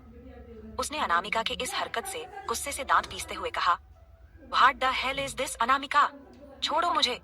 तभी अनामिका ने अभिमन्यु की गर्दन को छोड़कर उसके बालों को अपनी मुट्ठी में जकड़ते हुए कहा, मैं आपको तब तक नहीं छोड़ूंगी जब तक आप ये न कहो कि आप उस बेगैरत इंसान को सजा दोगे जिसने मेरा फर्स्ट किस चुराया है। बोलो, आप सजा दोगे उसे? अभिमन्यु ने जैसे तैसे अपने बालों को अनामिका के हाथ से छुड़ाने की कोशिश की, लेकिन अनामिका ने अभिमन्यु के बाल को इतनी जोर से पकड़ा था कि वो छुड़ा नहीं पाया। तो झुंझलाकर उसने भी अनामिका के बालों को अपनी मुट्ठी में पकड़ते हुए कहा, नहीं दे रहा मैं उसे सजा, नहीं दे सकता। कैसे दे सकता हूँ जब केबिन में कोई था ही नहीं? वो मैं था, हाँ वो मैं था जिसने तुम्हें किस किया। तुम्हारा फर्स्ट किस मैंने चुराया है तो मैं खुद को कैसे सजा दूं? बोलो। अभिमन्यु के मुंह से ये कन्फेशन सुनते ही कि उसका फर्स्ट किस चुराने वाला कोई और नहीं बल्कि उसका खड़ूस पति अभिमन्यु राणावत खुद था, अनामिका के चेहरे पर गुस्सा उमड़ पड़ा। उसने अभिमन्यु के बाल को और जोर से खींचते हुए कहा, कितने गंदे इंसान हैं आप। अपनी बीवी के साथ बदतमीजी की, आपने अपनी बीवी का फर्स्ट किस चुराया, वो भी बिना उसकी मर्जी के। अभिमन्यु को अपने बाल खींचने पर दर्द हुआ तो उसने भी अनामिका के बालों को खींचते हुए कहा, अनामिका मेरे बाल छोड़ दो, मेरे बाल दर्द कर रहे हैं, छोड़ो। तभी अनामिका ने एक बार फिर से अभिमन्यु के बाल खींचते हुए कहा, मुझे भी दर्द हुआ था, मेरे होठों पर देखो, मेरे होठों पर कट के निशान है। मैं आपको नहीं छोड़ूंगी, मैं आपको भी काटूंगी जैसे आपने मुझे काटा था, बहुत जोर से काटूंगी। ये कहते हुए अनामिका अभिमन्यु के बाल खींचने लगी। तभी अभिमन्यु ने उसे पलटकर अपने ऊपर कर दिया और उसके बालों को खींचते हुए अपने होठों को अनामिका के होठों पर रख दिया और उसके बाल खींचते हुए उसके होठों को बाइट करते हुए किस करने लगा। अब यहाँ पर अनामिका क्या करे? बेचारी वो अभिमन्यु से लड़ रही थी, लेकिन अब अभिमन्यु उस पर हावी होने लगा। तभी अभिमन्यु ने एक बार फिर से अनामिका को लेकर पलट दिया और अब अनामिका बुरी तरह से अभिमन्यु के नीचे दब गई। यहाँ तक कि अनामिका को अभिमन्यु के हर पार्ट का एहसास अपनी बॉडी पर हो रहा था। अभिमन्यु के होंठ उसके होठों पर थे और वो उसे किस कर रहा था, बेतहाशा पैशनेट किस कर रहा था, और अनामिका उसके बालों को खींचकर खुद को छुड़ाने की कोशिश कर रही थी, लेकिन बेचारी अपने मस्कुलर बॉडी वाले पति के सामने कहाँ कुछ कर पाती। अब अभिमन्यु के हाथों से अनामिका के बाल ढीले पड़ने लगे और वो अपनी उंगलियां अनामिका के बालों पर फिराते हुए उसे किस कर रहा था। अभिमन्यु पूरी तरह से बहक चुका था। फिर उसने अपने हाथ नीचे किए और अनामिका के सीने को बुरी तरह से मसलने लगा, जिससे न चाहते हुए भी अनामिका मचल उठी। उसके हाथ अब अभिमन्यु के बालों से छूट चुके थे। अब पूरी तरह से अनामिका अभिमन्यु के नीचे दबी थी और अभिमन्यु ने उसकी दोनों पैरों को अपने पैरों से दबाकर उसके होठों को किस कर रहा था और अनामिका खुद भी अभिमन्यु की इस बहाव में बहने से खुद को रोक नहीं पाई। उसके हाथ भी अभिमन्यु के बालों में थे, लेकिन अब उसके बाल खींच नहीं रहे थे बल्कि प्यार से अपनी उंगलियां फिरा रही थी उसके बालों पर। तभी अभिमन्यु को ऐसा लगा जैसे अनामिका सांस नहीं ले रही है। उसकी सांस भारी हो चुकी थी तो अभिमन्यु ने अनामिका के होठों पर जोर से बाइट किया और अपने होठों को उसके होठों से अलग किया और उसे देखते हुए बोला, ऐसे ही मैंने तुम्हारा फर्स्ट किस चुराया था और अब मैंने तुम्हारा दूसरा किस भी चुरा लिया। अब जो करना है कर लो, सजा देनी है ना, दो सजा। मैं भी देखता हूँ तुम मुझे कैसे सजा देती हो। जाओ। इतना कहकर अभिमन्यु झटके से ऊपर उठा और भागकर तुरंत बाथरूम में घुस गया ताकि अनामिका उसे ना तो पकड़ सके और ना ही उससे फिर से लड़ाई कर सके। अभिमन्यु के जाने के बाद अनामिका वैसे ही फर्श पर पड़ी हुई थी। वो गहरी सांस ले रही थी। उसने अपनी उंगली से अपने होठों को टच किया तो उसके होठों पर एक मीठा सा दर्द महसूस हुआ। उसने उंगली हटाकर देखा तो उसकी उंगली में एक बार फिर से उसके होठों से निकलता हुआ खून लगा हुआ था। फिर अनामिका ने अपने हाथों से अपने सीने को टच किया तो उसे एक बार फिर से मीठा सा दर्द हुआ। वो कालीन पर वैसे ही अपने घुटनों के बल अपना चेहरा छुपाकर मुस्कुरा दी। उसे ये समझ में नहीं आया कि वो अभी अभिमन्यु से जाकर लड़ाई करे या मुस्कुराए, क्योंकि अभी जो अभिमन्यु ने किया था वो उसके दिल में एक मीठा सा कसक भर रहा था। और जब अभिमन्यु ने ये कहा कि किसी और ने नहीं बल्कि उसने ही उसका फर्स्ट किस चुराया है, तो अब अनामिका कुछ बोलने के लायक ही नहीं थी। क्योंकि वो उसका पति ही था। और वही बाथरूम के दरवाजे पर खड़ा अभिमन्यु अनामिका की ये हरकतें देख रहा था। उसे न जाने क्यों अनामिका को फिर से बेइंतहा किस करने का मन किया, लेकिन फिर उसने बाथरूम का दरवाजा बंद किया और जाकर शावर के नीचे शावर ऑन करके खड़ा हो गया। उसके होठों पर भी मुस्कुराहट थी। उसने शावर के पानी से उसके माथे पर गिराए अपने बालों को समेट कर ऊपर किया और खुद से ही बड़बड़ाकर कहा, ये लड़की मुझे धीरे धीरे अपने काबू में कर रही है। इससे जितना दूर भगाने की कोशिश कर रहा हूँ, उतना ही इसके करीब जा रहा हूँ। इसके जिस्म की महक मुझे बहका रही है और अगर इसके पास रहकर भी कुछ ना किया तो मैं पागल हो जाऊंगा, क्योंकि अब मेरी जिस्म की गर्मी उसके जिस्म की गर्मी में मिलना चाहती है। कैसे काबू करूं खुद को उसके करीब जाने से? मुझे नहीं लगा था कि कभी कोई लड़की मुझ पर इतना असर करेगी। बीवी है मेरी, इसलिए चाहता हूँ कि उसे बेइंतहा प्यार करूं, लेकिन फिर उसके साथ दगा कर दूंगा जिससे मोहब्बत करता हूँ। शरू बच्चा, वेयर आर यू? कहाँ हो तुम? कहीं तुम्हारे मिलने से पहले ऐसा ना हो कि मैं किसी और का हो जाऊं, क्योंकि अनामिका मुझे बहका रही है। उसके करीब जाने का मन करता है, उसे प्यार करने का मन करता है। उसकी बाहों में वो सुकून महसूस होता है जिसके लिए मैं इतने सालों से दर दर भटक रहा हूँ। एक मन करता है कि बह जाऊं उसकी बाहों में, सब कुछ कर गुजरूं, खुद को भी सुकून दूं और उसे भी सुकून दूं। लेकिन फिर तुम्हारा ख्याल आ जाता है कि तुम भी तो मेरा इंतजार कर रही होगी ना। कहाँ हो शरू? जल्दी आ जाओ ना मेरी जिंदगी में। अभिमन्यु शावर के नीचे ही अभी तक खड़ा था और उसका दिल अनामिका के करीब जाने को कह रहा था, तो उसका दिमाग उसे उसकी पहली मोहब्बत सारिका उर्फ शरू को ढूंढने के लिए कह रहा था। अभिमन्यु इन कश्मकश में डूबा हुआ था और वही कमरे में अनामिका अभी भी फर्श पर पड़ी हुई थी। ये ख्याल ही नहीं आ रहा था कि वो अभी तक फर्श पर ही पड़ी है। बस उसे अभिमन्यु का छूना, किस करना, यही सब याद आ रहा था। तभी कमरे की डोर पर नॉक करने की आवाज हुई तो अनामिका हड़बड़ाकर फर्श से उठी और उसने जाकर दरवाजा खोला तो सामने एक मेड खड़ी थी। मेड को देखकर अनामिका ने कहा, जी बोलिए, क्या हुआ? तभी मेड ने अनामिका की हालत ऊपर से नीचे तक देखी और कहा, वो यंग मैडम, आपको बड़ी मैडम बुला रही हैं। डिनर का टाइम हो गया है और यंग मास्टर भी नहीं है, उन्हें बोल दीजिएगा और साथ में लेकर आइएगा उन्हें। ये कहते हुए मेड उसे देखकर मुस्कुरा रही थी। अनामिका ने हाँ कहा और उसने तुरंत दरवाजा बंद कर लिया। वही अनामिका की हालत देखकर मेड अब जोर से हंसते हुए नीचे चली गई। नीचे रागिनी जी ने मेड को हंसते हुए वापस आते हुए देखा तो उससे पूछा, क्या हुआ? तुम इस तरह से हंस क्यों रही हो? तुम तो अनामिका और अभिमन्यु को बुलाने गई थी ना? तो मेड ने जाकर रागिनी जी से कहा, मैडम, आपको पता है अभी यंग मैडम की हालत ऐसी है जैसे कि वो बेड पर यंग मास्टर के साथ कुश्ती लड़ रही हो। उनके बाल बिखरे हुए थे, उनके होठों पर कट का निशान था और खून भी लगा हुआ था, जैसे कि यंग मास्टर ने उनके होठों पर बाइट किया हो। मेड के मुंह से ये सुनकर रागिनी जी के दिल में भी एक ठंडक सी पहुंची। उन्हें सुकून मिला कि उनका बेटा अपनी वाइफ के साथ लाइफ में आगे बढ़ रहा है। रागिनी जी ने मेड से कहा, लगता है इस घर में जल्दी ही नन्हे मेहमान आने वाले हैं, मुझे पोता पोती मिलने वाले हैं। ये कहकर रागिनी जी के चेहरे की मुस्कुराहट देखने लायक थी। वही मेड भी रागिनी जी को इतना खुश देखकर खुद भी मुस्कुराने लगी थी।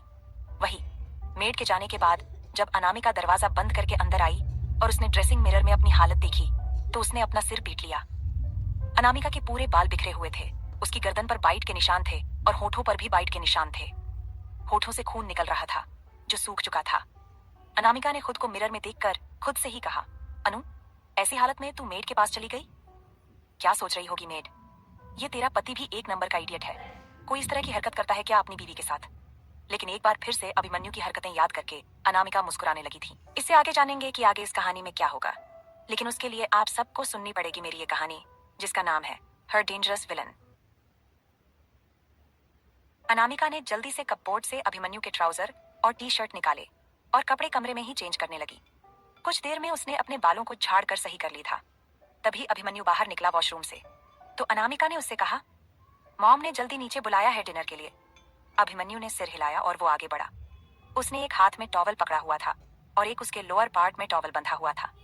अभिमन्यु की बॉडी पर पानी की बूंदें थीं, जिसे देखकर अनामिका की प्यास बढ़ने लगी थी। उसने जल्दी से अपना चेहरा दूसरी तरफ करते हुए खुद से कहा, अनु, क्या कर रही है? ठरकी लगेगी तू, वो तेरा पति है। जब तुम्हारा रिश्ता सही हो जाए तब जो मर्जी उसके साथ कर लेना, लेकिन अभी तो अपनी इमेज अच्छी बना, नहीं तो वो तुझे ठरकी समझेगा। ये सब अपने मन में सोचते हुए वो जल्दी से कमरे से बाहर निकल गई और अभिमन्यु बस उसे जाता हुआ देखता रहा। उसने भी जल्दी से कबर्ड से कपड़े निकाले, चेंज किया और वो नीचे चला गया। डिनर टेबल पर अनामिका रागिनी जी के साथ बैठी थी और मेड उन्हें डिनर सर्व कर रही थी। तभी वहां अभिमन्यु भी आ गया। अभिमन्यु के बैठने पर मेड ने डिनर सर्व करना चाहा तो रागिनी जी ने उन्हें मना करते हुए कहा, तुम रहने दो, अनामिका कर देगी। अनामिका ने रागिनी जी की तरफ देखा तो रागिनी जी ने उसे कुछ इशारा किया। फिर उसने अभिमन्यु की प्लेट में खाना सर्व किया और अपनी जगह पर बैठने ही जा रही थी कि रागिनी जी ने कहा, अभी के बगल में बैठो तुम। अनामिका चुपचाप से अभिमन्यु के बगल में बैठ गई और अपना डिनर करने लगी। उसने बहुत थोड़ा सा खाना लिया था, तो रागिनी जी ने उसकी प्लेट को पूरे खाने से भरते हुए कहा, चुपचाप से पूरा खाना खत्म करो, तुम्हें ताकत की जरूरत है। ताकत की जरूरत, कहते हुए रागिनी जी मुस्कुरा दी थी और उनकी मुस्कुराहट देखकर अनामिका को शर्म आ रही थी। वहीं अभिमन्यु दोनों सास बहू को देखकर अजीब सा मुंह बना रहा था। तभी रागिनी जी ने कहा, ऐसे मुंह मत बनाओ, अपना डिनर खत्म करो। उनके इस तरह कहने से अभिमन्यु चुपचाप अपना डिनर करने लगा। जब उसका डिनर खत्म हो गया तो वो उठकर अपने कमरे की तरफ चला गया और रागिनी जी से बोलता हुआ गया, गुड नाइट मॉम, ज्यादा देर जागना नहीं है, आपको जाकर सो जाना चाहिए। उसके जाने के बाद रागिनी जी ने अनामिका को अपने पास बैठाया और उससे कहा, देखो, अभिमन्यु जो भी करना चाहे ना उसे आराम से करने देना। वो गुस्सा बहुत जल्दी हो जाता है हर चीज पर, इसलिए उसे गुस्सा मत दिलाना। और तुम भी एंजॉय करना, अगर वो ज्यादा कुछ करने लगे तो उसे रोकना, ठीक है। रागिनी जी की ये सारी बातें सुनकर अनामिका का शर्म से चेहरा झुक गया था और उसने कहा, मॉम, ये क्या बोल रही हैं आप। तभी रागिनी जी ने कहा, अरे, इन मामलों में लड़कों का मूड बहुत जल्दी चेंज होता है। अगर वो गुस्सा हो गया तो इसीलिए कह रही हूँ कि अगर वो कुछ करना चाहे तो उसे पहले करने देना, लेकिन जब वो वाइल्ड हो जाए तो उसे मना करना, ठीक है। बाकी मैं अपने बेटे को जानती हूँ, वो जेंटल रहने की कोशिश करेगा। जैसे ही रागिनी जी ने ये कहा, अनामिका उनके सीने से लगते हुए उनके सीने में ही अपना मुंह छुपाकर बोली, मॉम, आप भी हद है। ऐसा लग रहा है कि आप मेरी माँ नहीं, मेरी फ्रेंड हो, जो मुझे इन सब चीजों की एडवाइस दे रही है। तभी रागिनी जी ने कहा, हाँ तो फ्रेंड ही समझो ना मुझे, जरूरत नहीं है कि तुम मुझे माँ समझो। सिर्फ इसलिए कि मैं तुम्हारी सास हूँ, इसका मतलब ये नहीं कि मैं टिपिकल मॉम की तरह बिहेव करूँ। मुझे अपनी बेस्ट फ्रेंड समझो और जो भी पूछना हो कुछ भी बेधड़क पूछो, मैं बताऊंगी सब चीजें। वैसे भी मैं एक्सपीरियंस होल्डर हूं ना, तुम्हारे पापा जी भी ऐसे ही थे, इसीलिए बता रही हूँ। फिर उन्होंने कहा, चलो अब जल्दी से जाओ, क्योंकि डिनर करने के बाद लड़कों को ज्यादा वेट करना पसंद नहीं होता। अगर उनकी पार्टनर है तो वे अपना क्वालिटी टाइम अपने पार्टनर के साथ स्पेंड करना चाहते हैं, खाली कमरे के साथ नहीं। ये सुनकर अनामिका मुस्कुराई और सोफे से उठते हुए रागिनी जी के गाल पर किस करते हुए बोली, लव यू मॉम। तभी रागिनी जी ने कहा, आई लव यू टू, अब जल्दी जाओ। अनामिका जल्दी से भागकर सीढ़ियों से होते हुए अपने कमरे में आ गई। उसने देखा कि अभिमन्यु बालकनी में खड़ा किसी से फोन पर बातें कर रहा था, तो वो जल्दी से बेड पर लेट गई और बार बार अपने पैर हिला रही थी। वो लगातार बेड पर करवटें बदल रही थी। थोड़ी देर बाद अभिमन्यु अंदर आया और अनामिका को बेड पर देखकर थोड़ा सा ठिठक गया। फिर आगे बढ़कर बोला, तुम तो सोफे पर सोती हो ना। अनामिका ने उसकी तरफ देखते हुए कहा, तो क्या जिंदगी भर सोफे पर सोती रहूं? नहीं ना, अभी बस 2-4 दिन से जब से मैं यहाँ आई हूँ, सोफे पर सो सोकर मेरी पीठ अकड़ गई है। मुझसे अब और नहीं होता। तुम्हें अगर सोना है तो सो जाओ, नहीं तो ये बेड इतना बड़ा है कि आराम से 2 लोग सो सकते हैं। इतना कहकर अनामिका करवट लेकर अभिमन्यु की तरफ पीठ करके सो गई। अभिमन्यु कुछ देर तक उसे देखता रहा, फिर जाकर बेड के एक किनारे पर लेट गया। करीब 1 घंटे बाद अभिमन्यु को एक जोरदार की किक पड़ी, जिससे वो हड़बड़ाकर उठा। उसने देखा कि अनामिका आड़ी तिरछी होकर सोई थी। अभिमन्यु ने उसके पैर सीधा किया और फिर से लेट गया। अभी 5 मिनट भी नहीं हुए थे कि उसे फिर से पेट में जोरदार की किक पड़ी। इस बार वो गुस्से में आंखें तरेरते हुए उठा और देखा कि अनामिका का सिर थोड़ा सा लड़खड़ा गया था। उसने फिर से अनामिका को सही से सीधा किया और खुद भी लेट गया, लेकिन हर 5-10 मिनट में उसे कीक पड़ती रही। जब भी वो आंखें खोलकर अनामिका को देखता तो वो हमेशा टेढ़ी मेढ़ी होकर सोई रहती। इस बार तो हद ही हो गई। अनामिका ने उसके मुंह पर जोर से कीक मारी थी और खुद पैरों की तरफ जाकर सो गई थी। अभिमन्यु ने अपने दांत पीसते हुए गुस्से में अनामिका को फिर से सीधा किया, उसके सिर को तकिए पर रखा और झुंझलाते हुए खुद भी लेट गया। लेकिन अब एक बार फिर से अनामिका अभिमन्यु को किक करती, उससे पहले ही अभिमन्यु अनामिका की तरफ करवट बदलकर उसके पैरों में अपने पैर से फंसाकर उसे अपने करीब खींचकर उसके पेट पर अपने हाथ रखकर उसे काडल करके अपनी आंखें बंद करके लेट गया। अभिमन्यु के ऐसा करने से अनामिका जो जगी हुई थी और जानबूझकर इस तरह से अभिमन्यु को किक मार रही थी, जैसे उसकी सांसें ही थमसी गईं। उसने धीरे से अपनी आंखें खोली और कनखियों से अभिमन्यु को देखा तो अभिमन्यु उसे पड़कर सो रहा था। सो क्या रहा था, अभी उसने आंखें ही बंद की थी और अभिमन्यु के ऐसे पकड़े रहने से कुछ ही देर में अनामिका की सांस चढ़ने लगी थी। उसका सीना सांस लेने की वजह से ऊपर नीचे हो रहा था, जिसका एहसास अभिमन्यु को हो चुका था, जिससे खुद अभिमन्यु की बॉडी की गर्मी बढ़ने लगी थी। अभिमन्यु ने धीरे से अपनी आंखें खोली और देखा तो अनामिका ने आंखें तो बंद कर रखी थी, लेकिन उसकी ऊपर नीचे हो रहे हैं सीने को देखकर अभिमन्यु को यह समझ आ गया कि अनामिका सो नहीं रही है, बल्कि वो जगी है और इतनी देर से वो जागते हुए ही उसके साथ ऐसा कर रही थी, उसे किक मार रही थी। ये सोचकर अभिमन्यु को बहुत गुस्सा आया, लेकिन फिर उसने कुछ दिमाग में अपने सोचा और वो नीचे खिसक कर अपने चेहरे को अनामिका के सीने पर रख दिया और आहिस्ते से उसने किस किया। और अपने होंठ अनामिका के कान के पास ले जाकर उस पर गर्म सांस छोड़ते हुए बोला, Anu you are so hot and sexy and I can't control myself. ये कहकर अभिमन्यु अनामिका के ऊपर आ गया। उसकी उंगलियों में अपनी उंगली फंसाकर उसे बेड पर दबाया और उसके क्लीवेज पर अपनी जीभ रगड़ने लगा, जिससे अनामिका की सांसें और बढ़ने लगीं और उसने अपनी आंखें खोली। अभिमन्यु को देखा। अभिमन्यु भी उससे ही देख रहा था। अनामिका कुछ कहने की कोशिश करती, उससे पहले ही अभिमन्यु ने उसके होठों पर अपने होंठ रख दिए और उसे फिर से पैशनेट किस करने लगा। कुछ देर किस करने के बाद अभिमन्यु ने अपने होठों को अनामिका होठों से आजाद कर उसके चेहरे को देखा और उसके माथे को चूम कर उसके माथे से अपना माथा लगाते हुए बोला, तुम मुझे बहकाती हो और मैं खुद पर कंट्रोल नहीं कर पाता और अभी मैं बिल्कुल कंट्रोल नहीं करना चाहता। अब तुम मुझे संभालो। ये कहकर अभिमन्यु ऊपर उठा और उसने अपनी टी शर्ट उतार कर बेड के नीचे डाल दिया और फिर से अनामिका के ऊपर आया और उसके गर्दन और क्लीवेज पर किस करने लगा। अनामिका की पूरी बॉडी अभिमन्यु के इस एक्शन से सिहर रही थी, क्योंकि अनामिका ने बिल्कुल भी ये नहीं सोचा था कि अभिमन्यु ऐसा कुछ करेगा। उनके बीच लव मेकिंग शुरू होगी। अब अभिमन्यु ने अनामिका के हाथों को पकड़ा भी नहीं था और अब अनामिका के हाथ उसके पीठ पर अपनी नाखून गड़ा रहे थे। अब अभिमन्यु अनामिका के सीने पर और उसके गर्दन क्लीवेज हर जगह इतनी बुरी तरह से उसे किस कर रहा था कि अनामिका की सिसकियां पूरे कमरे में गूंज रही थीं। अनामिका ने अभिमन्यु के बालों को सहलाते हुए धीरे से कहा, अभी थोड़ा धीरे करो, मुझे दर्द हो रहा है। तभी अभिमन्यु ने उसकी क्लीवेज पर बाइट करते हुए कहा, अभी तो शुरुआत है, अभी बहुत कुछ बाकी है। ये आवाज जैसे अनामिका के कान को किसी म्यूजिक की तरह लग रही थी। उसने कुछ नहीं कहा और अभिमन्यु जितनी बार उसे बाइट करता है वो अभिमन्यु का नाम लेने लगती, जिसे अभिमन्यु भी अनामिका में समाने के लिए बेताब हो चुका था। इससे आगे जानेंगे कि आगे इस कहानी में क्या होगा, लेकिन उसके लिए आप सबको सुननी पड़ेगी मेरी ये कहानी, जिसका नाम है हर डेंजरस विलन। अब अभिमन्यु अनामिका के होठों के रस को पीना चाहता था, इसलिए उसने अनामिका के होठों पर अपने होंठ रखना चाहे, लेकिन इससे पहले कि उसके होंठ अनामिका के होठों तक पहुंच पाते, अनामिका तुरंत ही अभिमन्यु को धक्का देकर अपने ऊपर से उठाई और खुद बेड से उठकर बालकनी में चली गई। अनामिका को बहुत शर्म आ रही थी। उसने ये तो सोचा था कि अभिमन्यु के साथ जब ये पल आएगा तो वो इस पल को अपनी लाइफ का सबसे यादगार पल बना देगी, लेकिन अभी जब अभिमन्यु अनामिका के साथ इस पल को जी रहा था तो अनामिका शर्म से उठकर बालकनी में जा चुकी थी, क्योंकि उसे नहीं पता था कि ये पल इतनी जल्दी उसके लाइफ में आएगी। अनामिका के यूं उठकर जाने से ये देख अभिमन्यु मुस्कुराया और बेड से उठकर अनामिका की तरफ कदम बढ़ा दिया, लेकिन अनामिका इतनी आसानी से अभिमन्यु के हाथ नहीं आने वाली थी। वो होठों पर कातिलाना मुस्कुराहट लिए अभिमन्यु की तरफ देख रही थी। अभिमन्यु उसकी मुस्कुराहट पर जैसे आज फिदा हो गया था। अभिमन्यु भी अभी अनामिका की खूबसूरती पर पूरी तरह से बहक चुका था।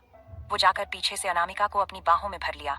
उसने अपने चेहरे को उसके कंधे पर टिका लिया, लेकिन कुछ कहा नहीं, बस अपनी आंखें बंद करके इस पल को महसूस करने लगा। वहीं उसके हाथ अनामिका के पेट और उसके नेवल के को रब कर रहे थे। अनामिका को इससे सांस भारी होती है महसूस हो रही थी। ये शर्म था या फिर अनामिका अभिमन्यु को तड़पाना चाहती थी। अनामिका अगले पल अभिमन्यु से दूर हुई और दूसरी तरफ गई और तुरंत ही रूम की लाइट ऑफ हो गई। अब रूम में चारों तरफ नाइट डीम लाइट की रोशनी बिखरी हुई थी। उस डिम लाइट की रोशनी में अनामिका की खूबसूरती और भी ज्यादा निखर कर सामने आ रही थी। अभिमन्यु की काली गहरी निगाहें अनामिका की सोने जैसे तरासे हुए बदन को देखे जा रहे थे। वो अपने कदम अनामिका की तरफ बढ़ाते हुए अपने सेक्सी और मैग्नेटिक वॉइस में बोला, बीबी क्या इरादा है तुम्हारा? लगता है आग दोनों तरफ बराबर लगी है। अनामिका अभिमन्यु की बात सुन रही थी, लेकिन वो कुछ नहीं बोली। तभी अभिमन्यु आगे बोला, आज प्लीज मुझे अपनी बाहों में संभालो, मैं बहक रहा हूँ।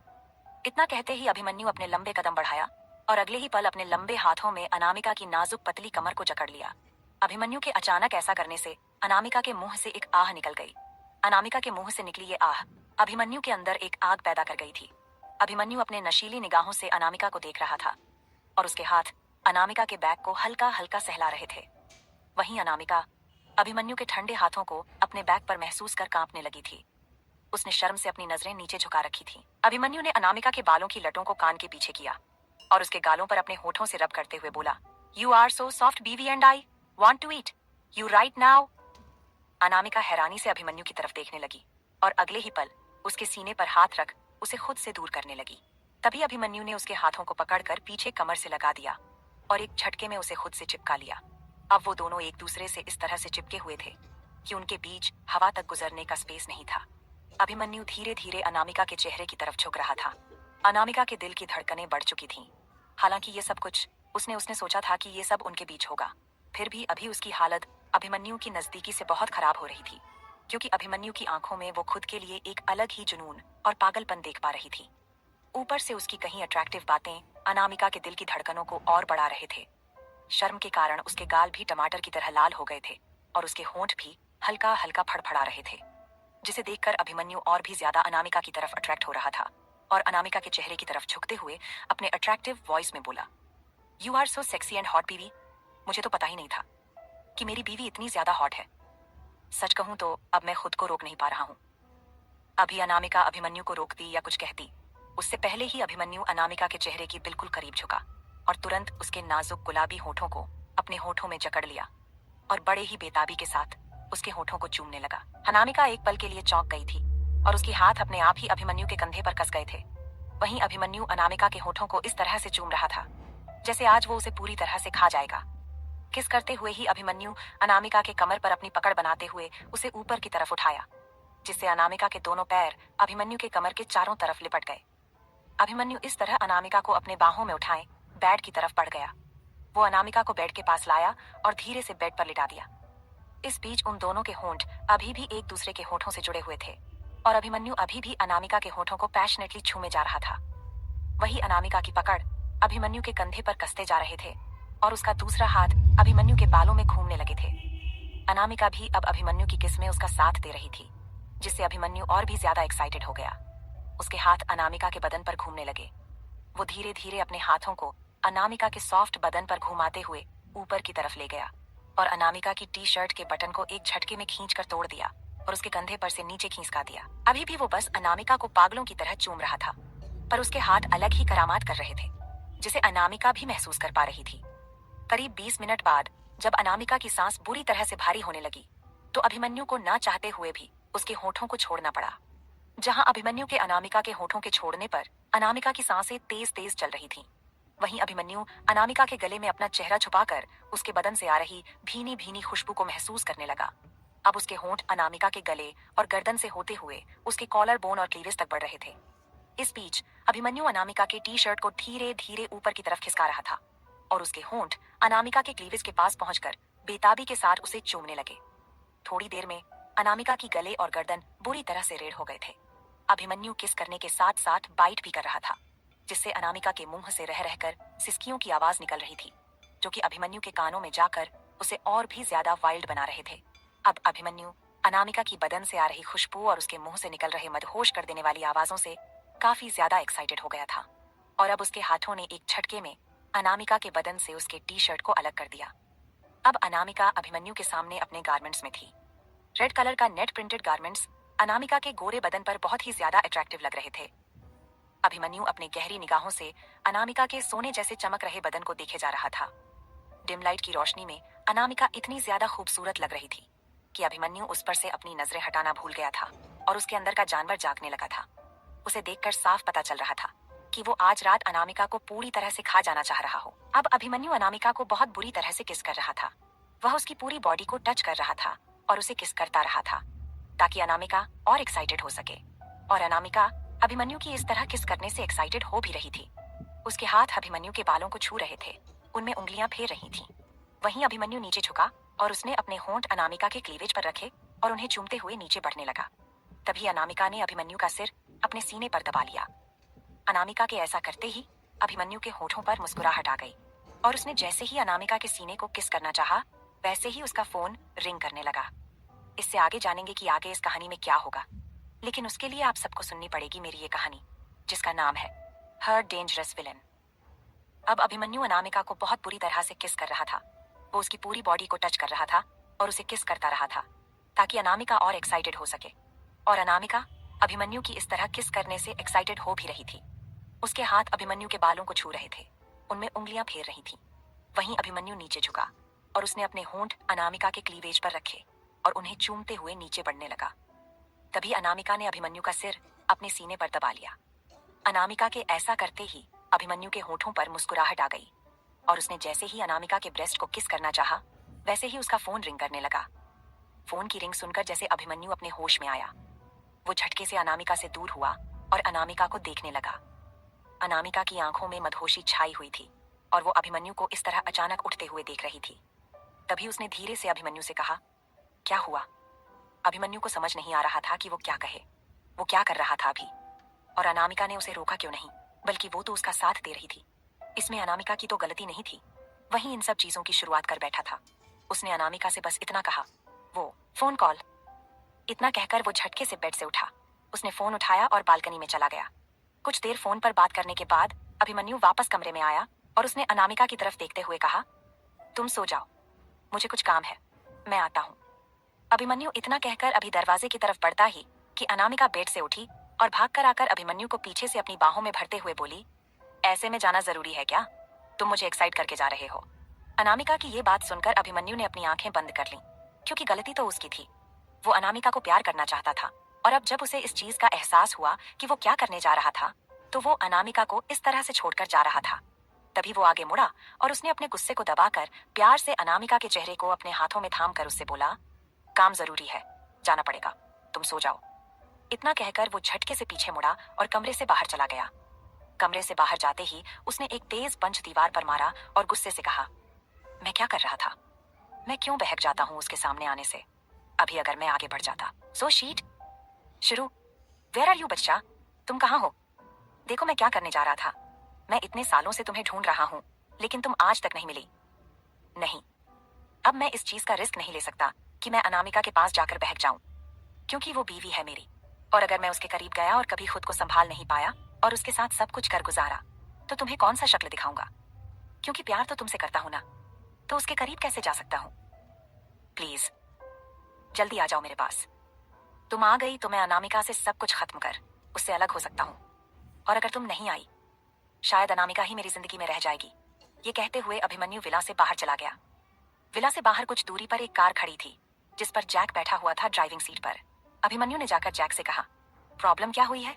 तभी जैक ने कहा, जो डिटेल्स हमने इंग्लैंड से निकलवाई थी, उनमें कुछ प्रॉब्लम्स नजर आ रही हैं। वो लोग अभी भी हीरे की खदान के नीचे छुपे हुए हैं। वो बाहर नहीं आना चाहते, और जब तक वो बाहर नहीं आएंगे, हम उन्हें मार नहीं पाएंगे। तभी अभिमन्यु ने उससे कहा, तो कोई ऐसा रीजन बताओ कि उन्हें बाहर लाना जरूरी भी ना हो और हम उन्हें मार भी सकें। अभिमन्यु की आंखों में अब सिर्फ एक ही चीज थी, गुस्सा। उसने जैक की आंखों में देखा और बोला, अगर वो लोग बाहर नहीं आना चाहते तो हमें अंदर जाना होगा, लेकिन ऐसा तरीका चाहिए जिसमें वो हमें बुलाएं, हमें रोकने की कोशिश करें, और उसी वक्त हम उन्हें खत्म करें। जैक ने धीरे से सिर हिलाया, तो मतलब प्लान बी? अभिमन्यु ने आंखें सिकोड़ते हुए कहा, नहीं जैक, ये प्लान जीड होगा, जिसमें उनके पास न भागने का रास्ता होगा न बचने का, जिससे सारा किस्सा ही खत्म हो जाए। मैं इन्हें और बर्दाश्त नहीं कर सकता। अचानक उसके फोन की स्क्रीन ब्लिंक हुई। एक नई लोकेशन, एक नया नाम और एक पुराना चेहरा। अभिमन्यु के होंठों पर एक कुटिल मुस्कान फैल गई। मुझे पता है, अब कौन उन्हें बाहर लाएगा। उसने मोबाइल उठाया, एक कोड डायल किया और सामने की स्क्रीन पर एक नक्शा उभर आया। खदान की लोकेशन, दुश्मनों की मूवमेंट, सब कुछ उसकी आंखों के सामने था। अब खेल शुरू होगा, एक ऐसा खेल जिसमें या तो वो बचेंगे या मैं रहूंगा। फिर वो कार में बैठा। जैक ने गाड़ी स्टार्ट की और दोनों एक तेज स्पीड में उस लोकेशन की तरफ निकल पड़े। कुछ आगे जाने पर एक घने जंगल के अंदर एक बड़ा सा घर था, जो देखने में बाहर से बिल्कुल खंडहर की तरह लग रहा था। कुछ दूरी पर जैक ने कार रोकी और दोनों कार से उतरकर पैदल चलकर आगे जाने लगे। कुछ आगे जाने के बाद जैक ने आगे बढ़कर एक बड़े से पेड़ पर लगे एक स्विच को दबाया, तो बड़े पेड़ से ढके दीवार स्लाइड होकर साइड हट गई। जैक ने हाथ के इशारे से अभिमन्यु को आगे जाने के लिए कहा। अभिमन्यु आगे बढ़ा तो उसके पीछे जैक ने आकर अंदर बने स्विच को दबाया, जिससे फिर से दीवार स्लाइड होकर पहले जैसी बन गई, जैसे कि वो दीवार तो शुरू से ही वैसी थी। दरवाजा खुला ही न हो, वहां बिल्कुल अंधेरा था, लेकिन जैसे जैसे अभिमन्यु और जैक अपने कदम आगे बढ़ा रहे थे, वैसे ही वैसी लाइट जलती जा रही थी। वे दोनों स्टेयर से नीचे उतर रहे थे, जहां से हल्की हल्की रोशनी आ रही थी और नीचे से कुछ आवाज भी आ रही थी। जैसे जैसे अभिमन्यु और जैक नीचे उतरते गए, हल्की रोशनी तेज होती गई और आवाजें भी साफ सुनाई देने लगीं। नीचे एक बड़ा सा हॉल था, जहां कई लोग कंप्यूटर स्क्रीन के सामने बैठे काम कर रहे थे। चारों ओर बड़ी बड़ी स्क्रीन लगी थीं, जिन पर अलग अलग जगहों के लाइव फीड दिखाई दे रहे थे। हॉल के बीचों बीच एक लंबी टेबल थी, जिस पर कुछ वेपन्स और फाइलें रखी थीं। टेबल के पास ही एक शख्स खड़ा था, जिसने अभिमन्यु को देखते ही तुरंत सीधा होकर उसे ग्रिड किया। वहीं दूसरी तरफ विला में अनामिका सोने की कोशिश कर रही थी, लेकिन उसकी आंखें बार बार दरवाजे की तरफ चली जाती। वो अभिमन्यु की उस अधूरी छुअन को महसूस कर रही थी, जो बीच में ही रुक गई थी। उसका बदन अब भी गर्म था, दिल अब भी धड़क रहा था। वो इतने जल्दबाजी में क्यों गए? क्या हुआ होगा? इस डेविल ने कुछ बताया भी नहीं? क्या कुछ छिपा रहे हैं मुझसे? उसने खुद से पूछा। अनामिका अपनी जगह से उठी और बालकनी की ओर चली गई। उसने खुले आसमान की तरफ देखा, और खुद को अपनी बाहों में समेटते हुए कहा, क्या मुझे प्यार हो रहा है? मैंने इसकी उम्मीद नहीं की थी, क्योंकि अनाथों को कभी सच्चा प्यार नहीं मिलता। लेकिन मेरी उस एक गलती ने मुझे एक माँ दी जो मुझसे बहुत प्यार करती है, और एक ऐसा पति दिया जो करीब तो आना चाहता है, लेकिन शायद किसी कारण मुझसे दूर जा रहा है। अगर अब वो मेरे करीब आना चाहे तो मैं उसे अपनी बाहों में समेट लूंगी। आज जो अधूरा रह गया है उसे अब अधूरा नहीं रहने दूंगी। उसे अपनी बाहों में भरकर इतना प्यार दूंगी कि वो मुझसे दूर जाना ही नहीं चाहेगा। फिर अनामिका ने ऊपर देखा और कहा, मम्मी, पापा, प्लीज मेरी ये विश पूरी कर दो। मैं अभी को खुद से दूर नहीं जाने देना चाहती। हाँ, उस पर गुस्सा होती हूँ, लड़ती हूँ, झगड़ती हूँ। वो डेविल लुक देता है, लेकिन मेरी केयर भी करता है। आपको पता है, उसने मेरे लिए पूरा कपबोर्ड भर दिया, जो मैंने कभी सोचा भी नहीं था। उसने वो दिया जो कभी मेरा था ही नहीं। और आपको पता है, रागिनी मॉम कितनी, वो मुझे हर तरह से प्यार करती है, एक माँ की तरह, एक दोस्त की तरह। मुझे सारी बातें बताती हैं कि क्या करना चाहिए क्या नहीं, यहाँ तक कि आपको पता है मॉम, रागिनी मॉम तो मुझे अपने बेटे को पटाने की टिप्स भी देती है। कभी कभी तो लगता है, क्या वो सच में अभिमन्यु की मॉम है? थैंक यू मॉम, आपकी जगह रागिनी मॉम को भेजने के लिए। वो सच में मुझे बहुत प्यार करती है। ये सब कहते हुए अनामिका की आंखों में आंसू आ गए थे, लेकिन होठों पर एक फीकी सी मुस्कान थी। वो बालकनी में रखे सोफे पर बैठ गई, अपने पैर ऊपर कर खुद को अपनी बाहों में समेटते हुए आसमान की तरफ देखते हुए बोली, मैं आप तीनों को बहुत मिस करती हूँ मॉम। डी मॉम डैड, आप तीनों को खोने के बाद मेरी जिंदगी बहुत नाउम्मीद सी हो गई थी। मैं जीना नहीं चाहती थी, क्योंकि इस दुनिया में अब मेरा कोई भी अपना नहीं था। उस एक्सीडेंट के बाद मुझे होश भी कई महीनों बाद आया था। और दी, आपने तो मुझे अपनी आंखें दी थीं। जिन आंखों से मैं इस दुनिया को देख रही हूँ वो आपकी हैं। और इसका मतलब यही है ना कि आप मेरे जरिए इस दुनिया को देख रही हैं। अनामिका धीरे धीरे खुद से बातें करती जा रही थी, और न जाने कब उसकी आंखें नींद से भारी हो गईं, और वो बालकनी में ही सो गई। इससे आगे जानेंगे कि आगे इस कहानी में क्या होगा, लेकिन उसके लिए आप सबको पढ़नी पड़ेगी मेरी ये कहानी, जिसका नाम है हर डेंजरस विलन। सुबह के टाइम जब आसमान में सूरज खिल रहा था, तब अनामिका की आंखें खुली और उसने देखा कि वो बालकनी में सोई हुई है। उसने चारों तरफ देखा तो नीचे गार्डन में माली फूलों को पानी दे रहे थे। अनामिका जम्हाई लेते हुए उठकर कमरे में आई तो उसने देखा कि बेड पूरा खाली है। अभिमन्यु अभी तक वापस नहीं लौटा और वो भी बालकनी में सो गई थी। अनामिका ने देखा कि रात की उसकी और अभिमन्यु की हरकतों की वजह से बेडशीट पर काफी सलवटें आ गई थीं। ये देखकर उसके होंठों पर बड़ी सी स्माइल आ गई। उसने जल्दी से जाकर बेडशीट सही किया और कबर्ड से अपने लिए एक सिंपल सा रेड कलर का हाई नेक चूड़ीदार सूट निकाला और बाथरूम में चली गई। नहाकर वो बाहर आई कुछ देर में, और उसने ड्रेस पहनी, अपने बालों को सुखाया और तैयार होकर नीचे आई तो उसने देखा कि रागिनी जी तैयार होकर नीचे बैठी हुई है हाल में, और वो कॉफी पी रही है। अनामिका के आते ही मेड ने उसे भी कॉफी ला कर दी और वो जाकर नाश्ता प्रिपेयर करने लगी। अनामिका जाकर रागिनी जी के बगल में बैठ गई और उनसे पूछी, मॉम, आज आपको समीरा से मिलने जाना है ना मेरे साथ? रागिनी जी भी अभी लगभग तैयार ही थीं, तो रागिनी जी ने कहा, हाँ, हम समीरा से मिलने चलेंगे, लेकिन उससे पहले मैं तुम्हें कहीं और भी ले जाना चाहती हूँ। ठीक है, चलोगी मेरे साथ? अनामिका ने रागिनी जी की तरफ देखा तो रागिनी जी उसे देखकर मुस्कुरा रही थी, तो अनामिका ने कहा, आप जहाँ बोलेंगी मैं वहीं चलूंगी।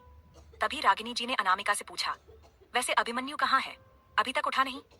अनामिका कुछ देर तो चुप रही और अपनी कॉफी का एसाइप लेती रही। फिर उसने कहा, मॉम, वो तो रात को ही कहीं चले गए थे।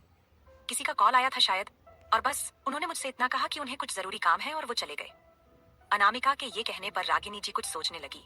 फिर उन्होंने कहा, ठीक है, इस लड़के का भी पता नहीं चलता कब काम करता है, कब घर आता है, कब जाता है। रेस्ट करना तो जैसे इसने सीखा ही नहीं है। अनामिका को कल रात उसकी और अभिमन्यु के बीच हुए लम्हों की याद आ रही थी, तो वो हल्का सा मुस्कुरा दी। तो रागिनी जी ने उससे पूछा, ऐसे क्यों मुस्कुरा रही हो? कल कुछ हुआ था? रागिनी जी के ये पूछने पर अनामिका हड़बड़ा सी गई और वो जल्दी से बोली, ऐसा कुछ नहीं है, बस कुछ याद आ गया था। मॉम, हमें कहाँ जाना है, आप ये तो बताइए। तभी रागिनी जी ने कहा, तुम्हें पता है ना कि मैं एक ऑर्फनेज चलाती हूँ, तो बस वहाँ कुछ सामान देने जाना है। बच्चों की किताबें हैं और कुछ खिलौने हैं, और वहाँ रहने वाले सभी औरतों के लिए, मर्दों के लिए भी कुछ सामान है। रागिनी जी की सारी बातें सुनने के बाद अनामिका बोली, मॉम, इतने सारे लोगों को ऑर्फनेज में संभालना मुश्किल नहीं होता है? रागिनी जी मुस्कुराई और बोली, बेटा, कहते हैं अगर क्षमता है तो आप सब संभाल सकते हैं। मैं किसी को संभालती नहीं हूँ, सब अपनी किस्मत लेकर आए हैं। जो वहाँ हैं उनकी अपनी किस्मत है, और जो वहाँ नहीं है उनकी भी अपनी किस्मत है। उन सबको संभालने के लिए जो काम करते हैं वो उनकी किस्मत है। मतलब सब अपनी अपनी किस्मत से अपनी जगह पर हैं। तो अभिमन्यु मेरी वजह से जितना करता है बेटा, मैं अपने बेटे से बहुत इम्प्रेस हूँ। क्योंकि मुझे उसे सिर्फ ये कहना पड़ता है कि बेटा मुझे चेक पर साइन करके दे दो। वो पूछता तक नहीं है कभी कि मॉम आपको इतने पैसे क्यों चाहिए। नहीं। और तुम्हें पता है हमारा ऑर्फनेज कभी किसी से डोनेशन नहीं लेता, वो सिर्फ अभिमन्यु चलाता है। अनामिका रागिनी जी की बातें चुपचाप सुनती रही। उसे अभिमन्यु पर गर्व तो था, लेकिन उसके मन में एक हल्की सी बेचैनी भी थी। आखिर वो रात को बिना कुछ बताए कहाँ गया था। फिर भी उसने अपने मन को समझाया कि शायद कोई जरूरी काम होगा। मॉम हमें कितने बजे निकलना है? अनामिका ने पूछा ताकि अपने सवालों की सोच से दूर कर सके। बस आधे घंटे में, मैं ड्राइवर को बोल चुकी हूँ, रागिनी जी ने जवाब दिया और आखिरी घूंट लेते हुए कप टेबल पर रख दिया। मेड ने टेबल पर नाश्ता लगा दिया तो रागिनी जी और अनामिका दोनों ही जाकर नाश्ता करने बैठ गई। दोनों ने कुछ देर में अपना नाश्ता खत्म किया और अनामिका रागिनी जी से बोली, मैं अपना पर्स लेकर आती हूँ। ये कहते हुए अनामिका सीढ़ियों की तरफ बढ़ गई। वहीं रागिनी जी बाहर की तरफ चली गई। अनामिका धीरे धीरे सीढ़ियां चढ़ते हुए ऊपर अपने कमरे में गई। वो वार्डरोब के सामने खड़ी होकर सोचने लगी कि कौन सा पर्स लूं। फिर वो एक गोल्डन कलर का क्लच लेकर जल्दी से कमरे से बाहर निकल गई। नीचे ड्राइवर गाड़ी स्टार्ट कर चुका था। रागिनी जी पहले ही गाड़ी में बैठ चुकी थी। अनामिका भी जल्द ही बाहर आ गई और उनके पास बैठ गई। गाड़ी शहर के कोने में बसे उस ऑर्फनेज की तरफ बढ़ने लगी, जहां उम्मीदें पलती थीं, जहां रागिनी जी की आत्मा बसती थी और जहां शायद अनामिका को आज एक साथ बहुत सारी खुशियां मिलने वाली थीं। गाड़ी धीरे धीरे शहर की भीड़ भाड़ से निकलकर शांत रास्तों पर चलने लगी। बाहर हल्की धूप थी और सड़क किनारे पेड़ों की छाया दोपहर की तपिश को थोड़ा राहत दे रही थी। अनामिका खिड़की से बाहर देखते हुए सोच में डूबी थी, लेकिन रागिनी जी का चेहरा शांत और स्थिर था, जैसे वो कुछ सोच रही है। मॉम, अनामिका ने अचानक पूछा, क्या अभिमन्यु भी कभी आपके साथ ऑर्फनेज जाता है? रागिनी जी मुस्कुराई, कभी कभी, लेकिन अब पहले जैसी बात नहीं रही। पहले वो हर महीने बच्चों से मिलने आता था, उनके साथ खेलता था, उनको रात को सुलाने के लिए कहानियां सुनाता था। अब बस चुपचाप सारा इंतजाम करवा देता है। शायद बड़े हो जाने के बाद जिम्मेदारियां बदल जाती हैं। रागिनी जी अनामिका को अभिमन्यु के बारे में बात ही रही थी। तभी अनामिका ने उनसे पूछा, मॉम हम कितनी देर में वहां पहुंच जाएंगे? तभी रागिनी जी ने कहा, आधा रास्ता तो पार हो ही चुका है, लगभग 10 से 15 मिनट। तभी अनामिका ने उनसे कहा, लेकिन मॉम मैं तो बच्चों के लिए कुछ लाई ही नहीं हूँ। आज पहली बार उनसे मिलने जा रही हूँ, तो उनके लिए कुछ लेकर जाना तो बनता है ना। तभी अनामिका ने देखा कि सामने एक बहुत बड़ा सा स्टोर था। तो अनामिका ने ड्राइवर से कहा, भैया गाड़ी रोको, मुझे यहाँ से चॉकलेट्स लेनी है। ड्राइवर ने जैसे ही गाड़ी रोकी तो उनके आगे पीछे चलने वाली सारी गाड़ियां भी रुक गईं, क्योंकि अभिमन्यु जब जैक के साथ जाया करता था तो रागिनी जी को अकेले कैसे छोड़ सकता था। उसके ना होने पर भी उनकी पूरी सेफ्टी का ध्यान रखा जाता था। और अब तो अनामिका भी उसकी जिम्मेदारी बन चुकी थी। अनामिका कार से उतरी और स्टोर की तरफ जाने लगी, तभी 2 बॉडीगार्ड्स उसके पीछे चल दिए। अनामिका ने उन दोनों को देखकर पूछा, आप दोनों कहाँ आ रहे हैं? उनमें से एक बॉडीगार्ड ने कहा, मैम हम आपको ऐसे जाने नहीं दे सकते, आपकी सेफ्टी हमारी जिम्मेदारी है। अगर आपको कुछ हो गया और बॉस को पता चला तो हमारी नौकरी तो जाएगी ही, साथ में हमारी जान की भी कोई गारंटी नहीं रहेगी, इसलिए हम रिस्क नहीं ले सकते। आप चलिए। अनामिका कुछ बोल नहीं पाई और वो स्टोर के अंदर चली गई। वहां से उसने बहुत सारे चॉकलेट्स खरीदे, जिन्हें बॉडीगार्ड्स ने उसके हाथों से ले लिया। कुछ देर बाद अनामिका आकर कार में बैठी और बॉडीगार्ड्स ने कार की डिक्की पर सारे चॉकलेट्स रख दिए। अनामिका ने उस स्टोर से पेस्ट्रीज और भी बहुत कुछ खरीदा था बच्चों के लिए। रागिनी जी ने अनामिका से पूछा, ले लिए चॉकलेट्स? अनामिका ने कहा, हाँ मॉम, मैं ऐसे ही अगर खाली हाथ जाती तो अच्छा थोड़ी लगता, और पहली बार उनसे मिलने जा रही हूँ तो कुछ लेना तो बनता था। ये कहते हुए अनामिका मुस्कुरा दी। रागिनी जी भी अनामिका की बात पर मुस्कुरा दी और बोली, तुम्हारी यही बातें मुझे अच्छी लगती हैं बेटा, तुम चीजों को दिल से सोचती हो, और शायद इसी वजह से मैं तुम्हें इतना पसंद कर रही हूँ, और मैं चाहती हूँ कि मेरा अभिमन्यु भी जल्दी ही इस रिश्ते को अपनाकर तुम्हारे साथ आगे बढ़े। अनामिका कुछ बोलना चाहती थी, लेकिन तभी गाड़ी एक एक बहुत दूर तक फैली हुई बड़ी सी बिल्डिंग के सामने रुक गई। सामने बोर्ड पर लिखा था, नवजीवन आश्रय, एक नई शुरुआत के लिए। रागिनी जी और अनामिका दोनों कार से उतरकर उस बड़े से गेट के अंदर उनके कदम रखते ही बच्चों की आवाजें, खिलखिलाहटें और भागती दौड़ती परछाइयां अनामिका के दिल को छूने लगीं। चलो, रागिनी जी ने कहा, आज तुम्हें मेरी असली दुनिया से मिलवाती हूं। अनामिका ने जब अंदर कदम रखा तो एक छोटे से बच्चे ने आकर उसके पांव पकड़ लिए। आप बहुत सुंदर हो, उसने मासूमियत से कहा। अनामिका हंस दी और उसे गोद में उठा लिया। वो बच्ची बहुत मासूम थी, जिस पर अनामिका को बहुत प्यार आ रहा था। वहीं रागिनी जी एक वार्डन को बुलाकर सारे सामान का जिक्र कर रही थीं। किताबें, कपड़े, दवाइयां, सब गार्ड्स वार्डन के बताए हुए जगह पर सारा सामान रख रहे थे। मॉम, आप यहाँ के बच्चों के नाम जानती हैं? अनामिका ने पूछा। रागिनी जी ने सिर हिलाया। हर एक का नाम, उसका पसंदीदा खाना, उसकी आदतें, सब कुछ। ये मेरे अपने बच्चे हैं अनामिका। इसी बीच एक महिला उनके पास आई, उसकी आंखें भर आई थीं। उसने रागिनी